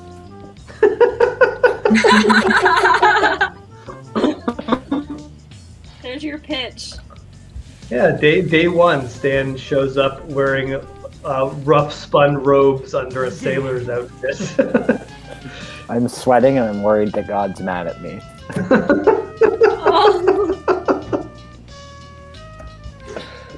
So what do you gotta do? You gotta deliver that cold one to Monica in the basement? We don't all have to. Actually, Monica comes up and she's like, got the cold one? Yes, we got it for you together. Hey, We all Mon. worked together to get it for you together. But I can't. I'm holding 3, so I can't remember which one you said it was specifically for her. You can just give me all 3 of them and I'll figure it out. Thank you guys, and she goes to take all the cold ones. Wait, Wow. This was mine. So I kind of like hold them back. I hold them And back. she goes like, all right, fine, I'll be right back up in a second. I'll give you the other 2. Just give me a second, okay? Jeez, you know? Wait, how do you know that these are different? How do you know which one's different? I don't. I have to figure out which one is which. I'll be back in a second. Just hold your horses there, kiddo. What's downstairs that you know will tell you the difference? Do you have like a cool CSI lab? Do you know which one my spit is in? Because Considering you've taken it to the CSI that you lab? left our quaint little basement office about 10 minutes ago, I think you should remember exactly what I have down there. Boxes? It must be in one of those boxes. And she looks back and she goes, boxes, and winks and then disappears down the ladder. Should we have memorized everything that was in that room downstairs? Is that part of our job? Because that seems to be part of the expectations all of a sudden. And Intern 3D Poo is just like, the expectations around here aren't exactly set in stone, and he rolls his eyes. What does that mean? I would just say that, I would just say the boss is, she wears a lot of hats. What about you? And what about you, Jesus the man, the idea? You hear Monica shout from down the ladder, just being like, "That's enough out of you, 3D Poo. Serve the customers." You asked a question of Jesus the man, the idea, Jim Carrey, sailor outfit guy. Yeah. How about you? What do you think about all this? I mean, I literally just started here.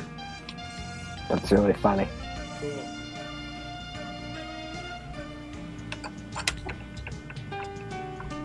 What are you guys gonna do now?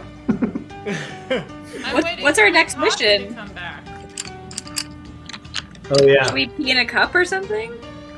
All right, Monica comes back up, holding 2 cold ones, and is like, "Thank you, great job, interns," and gives you back 2 bottled cold ones. Well, can we?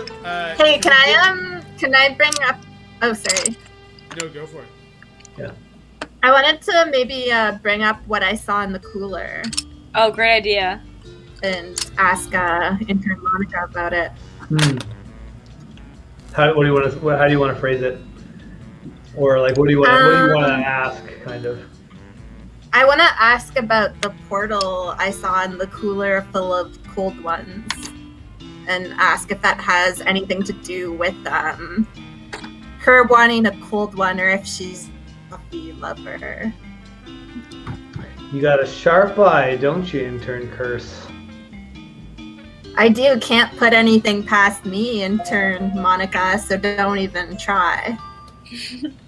And for like a second, you see her like, kind of like, glare, like not glare at you, but like, she like considers you ominously for a second, then it's just like, I'll try my best to remember that. In fact, I've noticed a couple other things that maybe some of the others haven't noticed. All right, that's enough. I'll answer your question. You have been in our little humble basement office down here at the Americano Kano, and you've been over to the mud puddle and seen all those magical things you saw there. I want you to look down at the ground beneath you and have a sudden realization, all of you, that under that floor, under each of these cafes, is something. Whoa. And what you caught was just a glimpse of whatever Randy's packing down there. Maybe Chi will find And out. she winks. I'm really glad I got I a. wanna Chi know. winks? What's Randy packing? Yeah, she was making a euphemism. I mean, he's wearing a wrestling onesie. You can probably like kind of imagine what he's packing if you wanted to. Intern Monica, I'm shocked by the suggestive nature of your comments. She gives a like cute little cackle. Very sassy. Mm-hmm. What do you guys want to do now? I want you guys to get acquainted with the area. So you guys should get out there, meet people, see cafes, stop being the little ignorant interns that you are.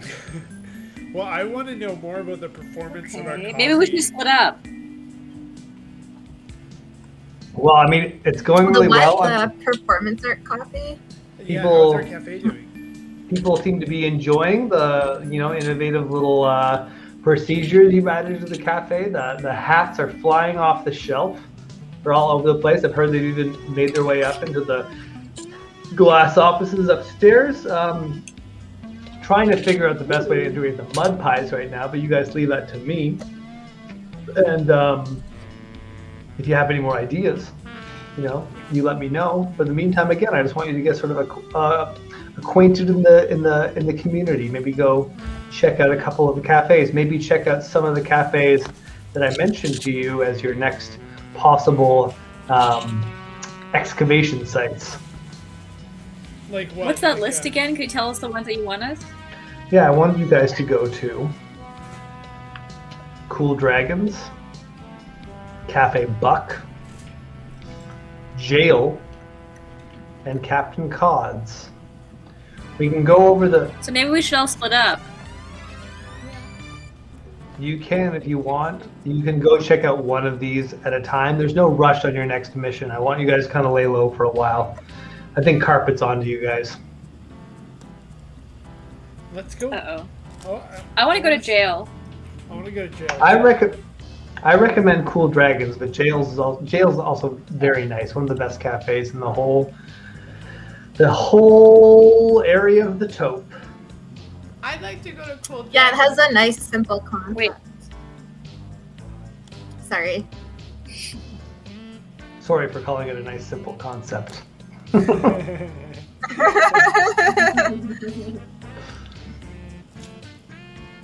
Well, we could test the. So why don't range. half of us go to one half of the other? Oh yeah, that's a nice idea. Oh, go ahead. You can do that. I prefer to keep the party together just because it, like, anytime you split up, it doubles the time. Yeah. Like- Okay. Let's go. Okay, so why don't we stay together then? And let's go to first jail and then Cool Dragons. Fine. Cool. Maybe we Deal. can make some cool IP at And we can jail. test the range of our hats, maybe. Not a bad idea. She did say that the hats were making its way like off even the floor of Americanatopia. I All wish right. we had. Can we get some sort of display map that shows where all the hats are? Code it. That's something you might need to make. What would you need Code to? a mini map. Yeah, I'll code a mini map. I'm just trying to think if you need like. So the hats would need to be like coded while you had them. I'm just trying to think if it's like code or if it's like SecOps. No, because each hat is on the blockchain, so you already have the. Well, it would have to be a coded piece of IP where like each new hat is a new piece of IP, but based on an IP Yeah. template that was That's it. coded into the original hat. That's a good way to think about it. But I don't think you can retroactively do this with the hats. I think you might need to like Okay, we gotta start recall the casting your hats. net. Yeah. Oh yeah. Or okay. like start like all the new hats you put out there have the Wait, the is 2.0 on them. Maybe the hats all pull from the Git. No, we didn't code Mm. that. I think it's funnier if we have to replace them all. So Fine. let's code the new hat, and then we'll just like try to switch it out when we see people using the old hat. So each hat has to be a piece of IP that Cat's going to have to do. And then yeah, I mean you want to you want to put all the hats into some sort of like data. But yeah, I think this is like mostly an IP thing, and then tracking the hats is SecOps. None of us have SecOps. I do. Oh, okay, great. Yeah. I'm both Yeah, these Kat things. does. I'm very good. Yeah, Kat, you're gonna have to create the hat blockchain essentially. Uh-oh. I didn't record how I made the hats. Like I know. I was thinking about that, like, not like recently, but at some point, like, like there was a lot of effort put into specifically what those were. I might have written it down somewhere. I'll see if I can find it, or like if I still have the. I feel like I was like taking notes as you did it because they were like specific procedures of how the hat works. Anyways, but we can.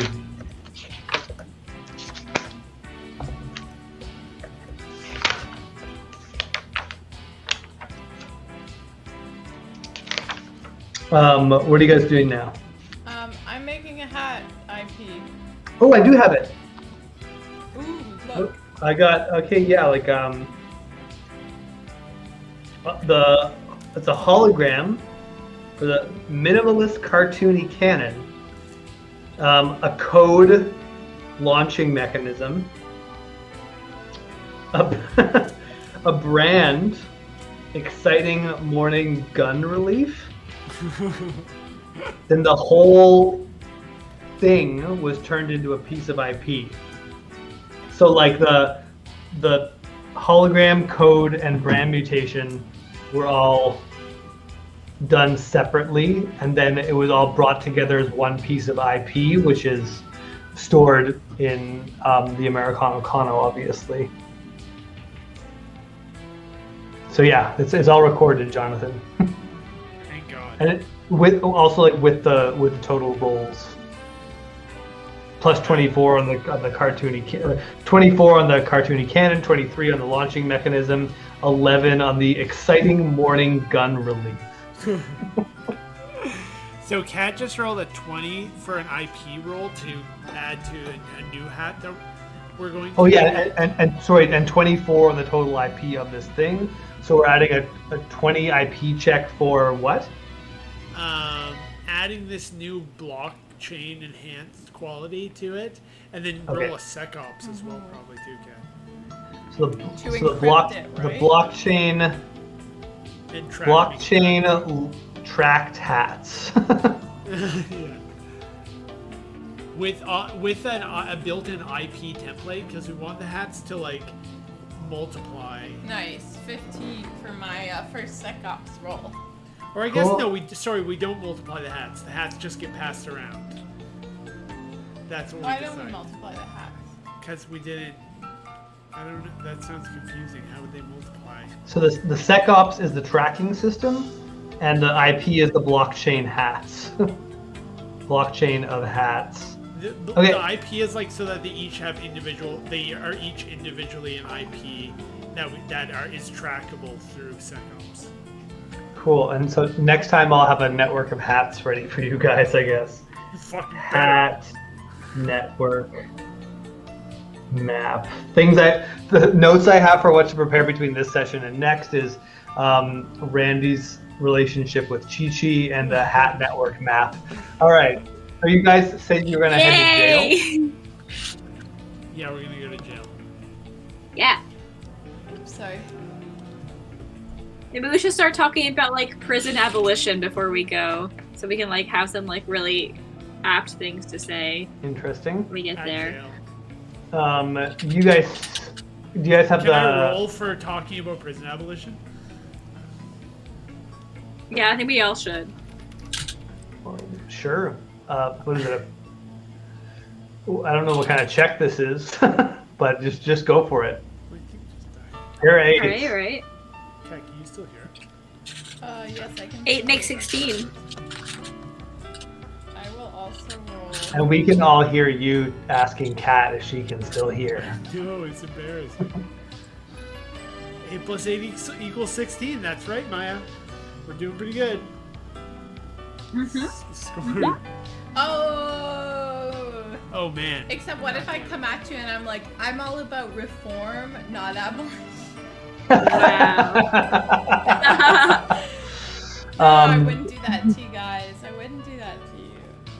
if you guys have the Roll20 map in front of you, just a little chart your course here in this Sea of Americanatopia. So you guys are here, and you are going to walk down to here. This is jail. It's in District 4. You're going from District 1 to District 4. You're going to walk past the beautiful, popular fountain of Cafe Sierra. You're going to walk by Licks, where Randy's still talking to Chi-Chi. You walk by Easy Money, where you see Intern Tyler and Intern Dale, and they wave. Intern Tyler waves and gives you a nice nod as you walk by it. Intern Dale ignores you. You walk by an elevator, which is how you get out of Americanatopia, but you guys aren't allowed to do that. You walk by Cafe Cobra with its like purple snake motif. You walk by a cafe called Female Performance, and in between a place called Magic Coffee, which is a slumber party themed cafe. Love that. Ooh, that sounds fun to bring some sheep to. Yeah, I guess that's a good idea. Yeah. We should definitely have a sheep slumber party there. I also forgot to mention that you walked past Bud Light Lime, which looks like it's like closed. And you arrive at jail, the prison-themed white and gray kiosk that locks clients in a cage while they enjoy their espresso. Employees who work there are those who have been caught breaking the rules in Americanatopia. One of the jobs is just hanging out in a hanging cage. So you know those old like medieval hanging things. So yeah, picture this kiosk as like there's like a counter where you order your coffee, and around this counter is a bunch of like tables that 4 people could sit at, like between 1 and 4 people could sit at, and they are covered in a cage, and the door seems locked, and you see like executives and interns meeting in some of these cages, and some of the cages just have like a single person in there sitting down working on something, and also like above you there's a bunch of like hanging kind of bird cagey looking things, most of which are empty, but you can see one there's like someone in doing nothing. And at the No, it's just like you know those old medieval like kind of bird cagey things, like they'd lock someone in. There's like not enough room to like sit or stand kind of thing, and you just like, hey, please give me some food. But it all seems to be, you know, no one seems to be suffering too much here. And there's a tall woman with brown hair and brown eyes standing at the counter. Oh, and then you realize. Actually, make a perception check, everyone.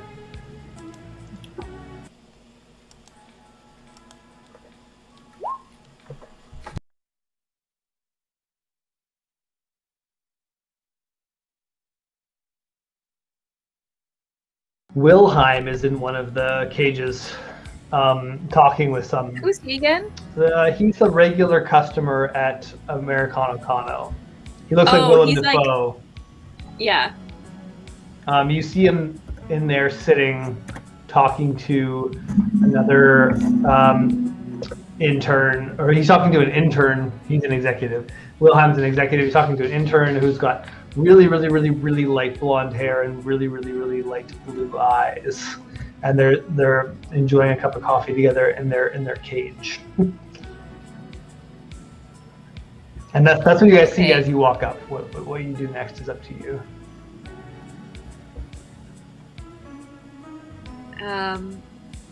Can I do something where I like plant tiny like brand mutation seeds under all of the cages, and in like 10 turns I have the option to make it so like all of the cages become like flaccid and not hard, and they like melt away, and like the place doesn't exist anymore. You would be noticed doing this, like.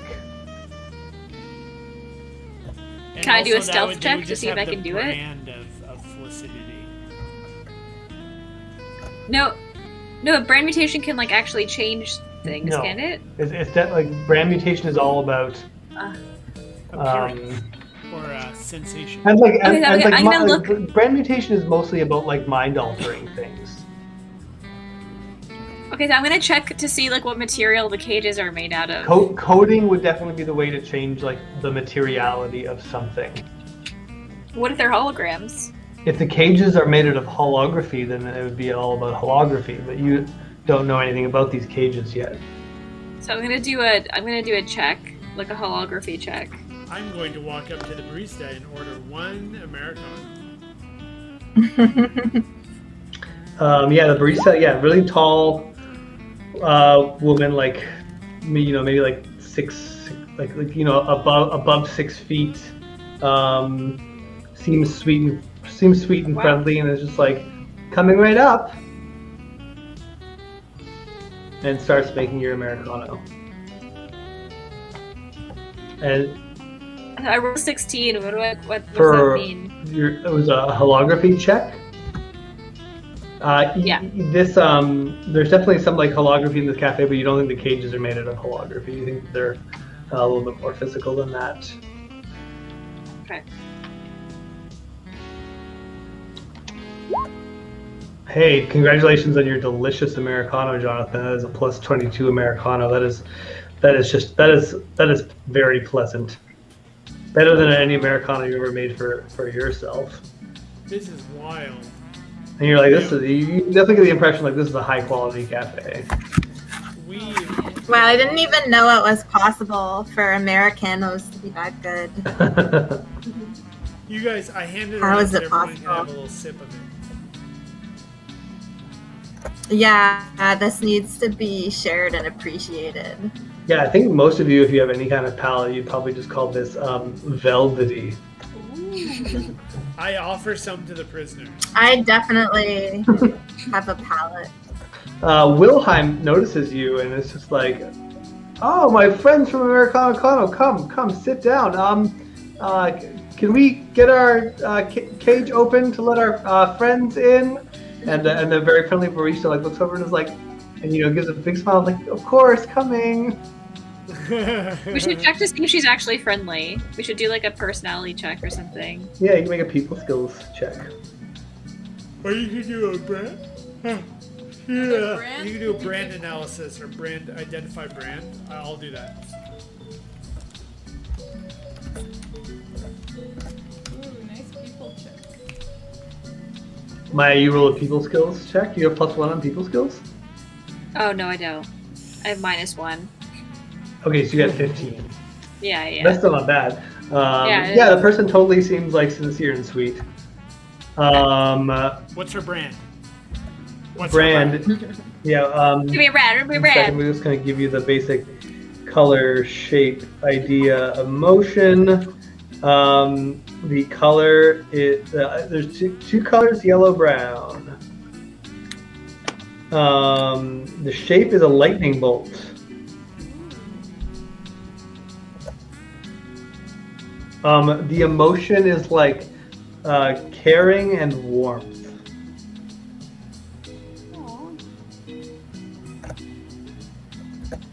And the idea is sweet vulnerability. Wow. And trustworthiness. Wow. Who is this girl? Who is this girl? Barista. A truly compelling barista. Not like that grouchy Randy. She goes over and unlocks the cage, and it's like, all right, everyone get in. Did anyone else want a drink? I can send it straight to your table. I'll get a cappuccino after tasting that amazing Americano. Okay, coming right up. Do you have any food? No, sorry, just coffee here. It'd be great to get some food. What kind of food would you choose to put in this cafe? I mean, it'd be nice to nourish people, but definitely have to also stick with the theme. So it'd be nice to have something that was kind of like uniform and had the appeal that had this sort of was comforting and nourishing, but had sort of a gruel kind of vibe. maybe like a stew or something. What do you think? She looks at you and smiles as she's making a cappuccino. What? No, this is just a coffee shop. What do you mean? I don't have to actually be into prison to run a coffee shop that's prison themed. That's silly. What's your stance on the prison industrial complex? I get that question a lot, but it's not really what we do here. Here's your cappuccino. It's not what you. What's the roll? 22. Oh my god. Yeah, it has like a really cute little heart on it, just like a perfectly symmetrical heart, and just the right amount of nice velvety foam. I came here wanting to abolish the prison system, but I'm just happy to sit right here with this cappuccino.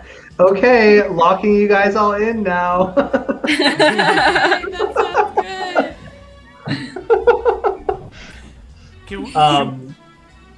Can we maybe leave it on a cliffhanger here? Yeah.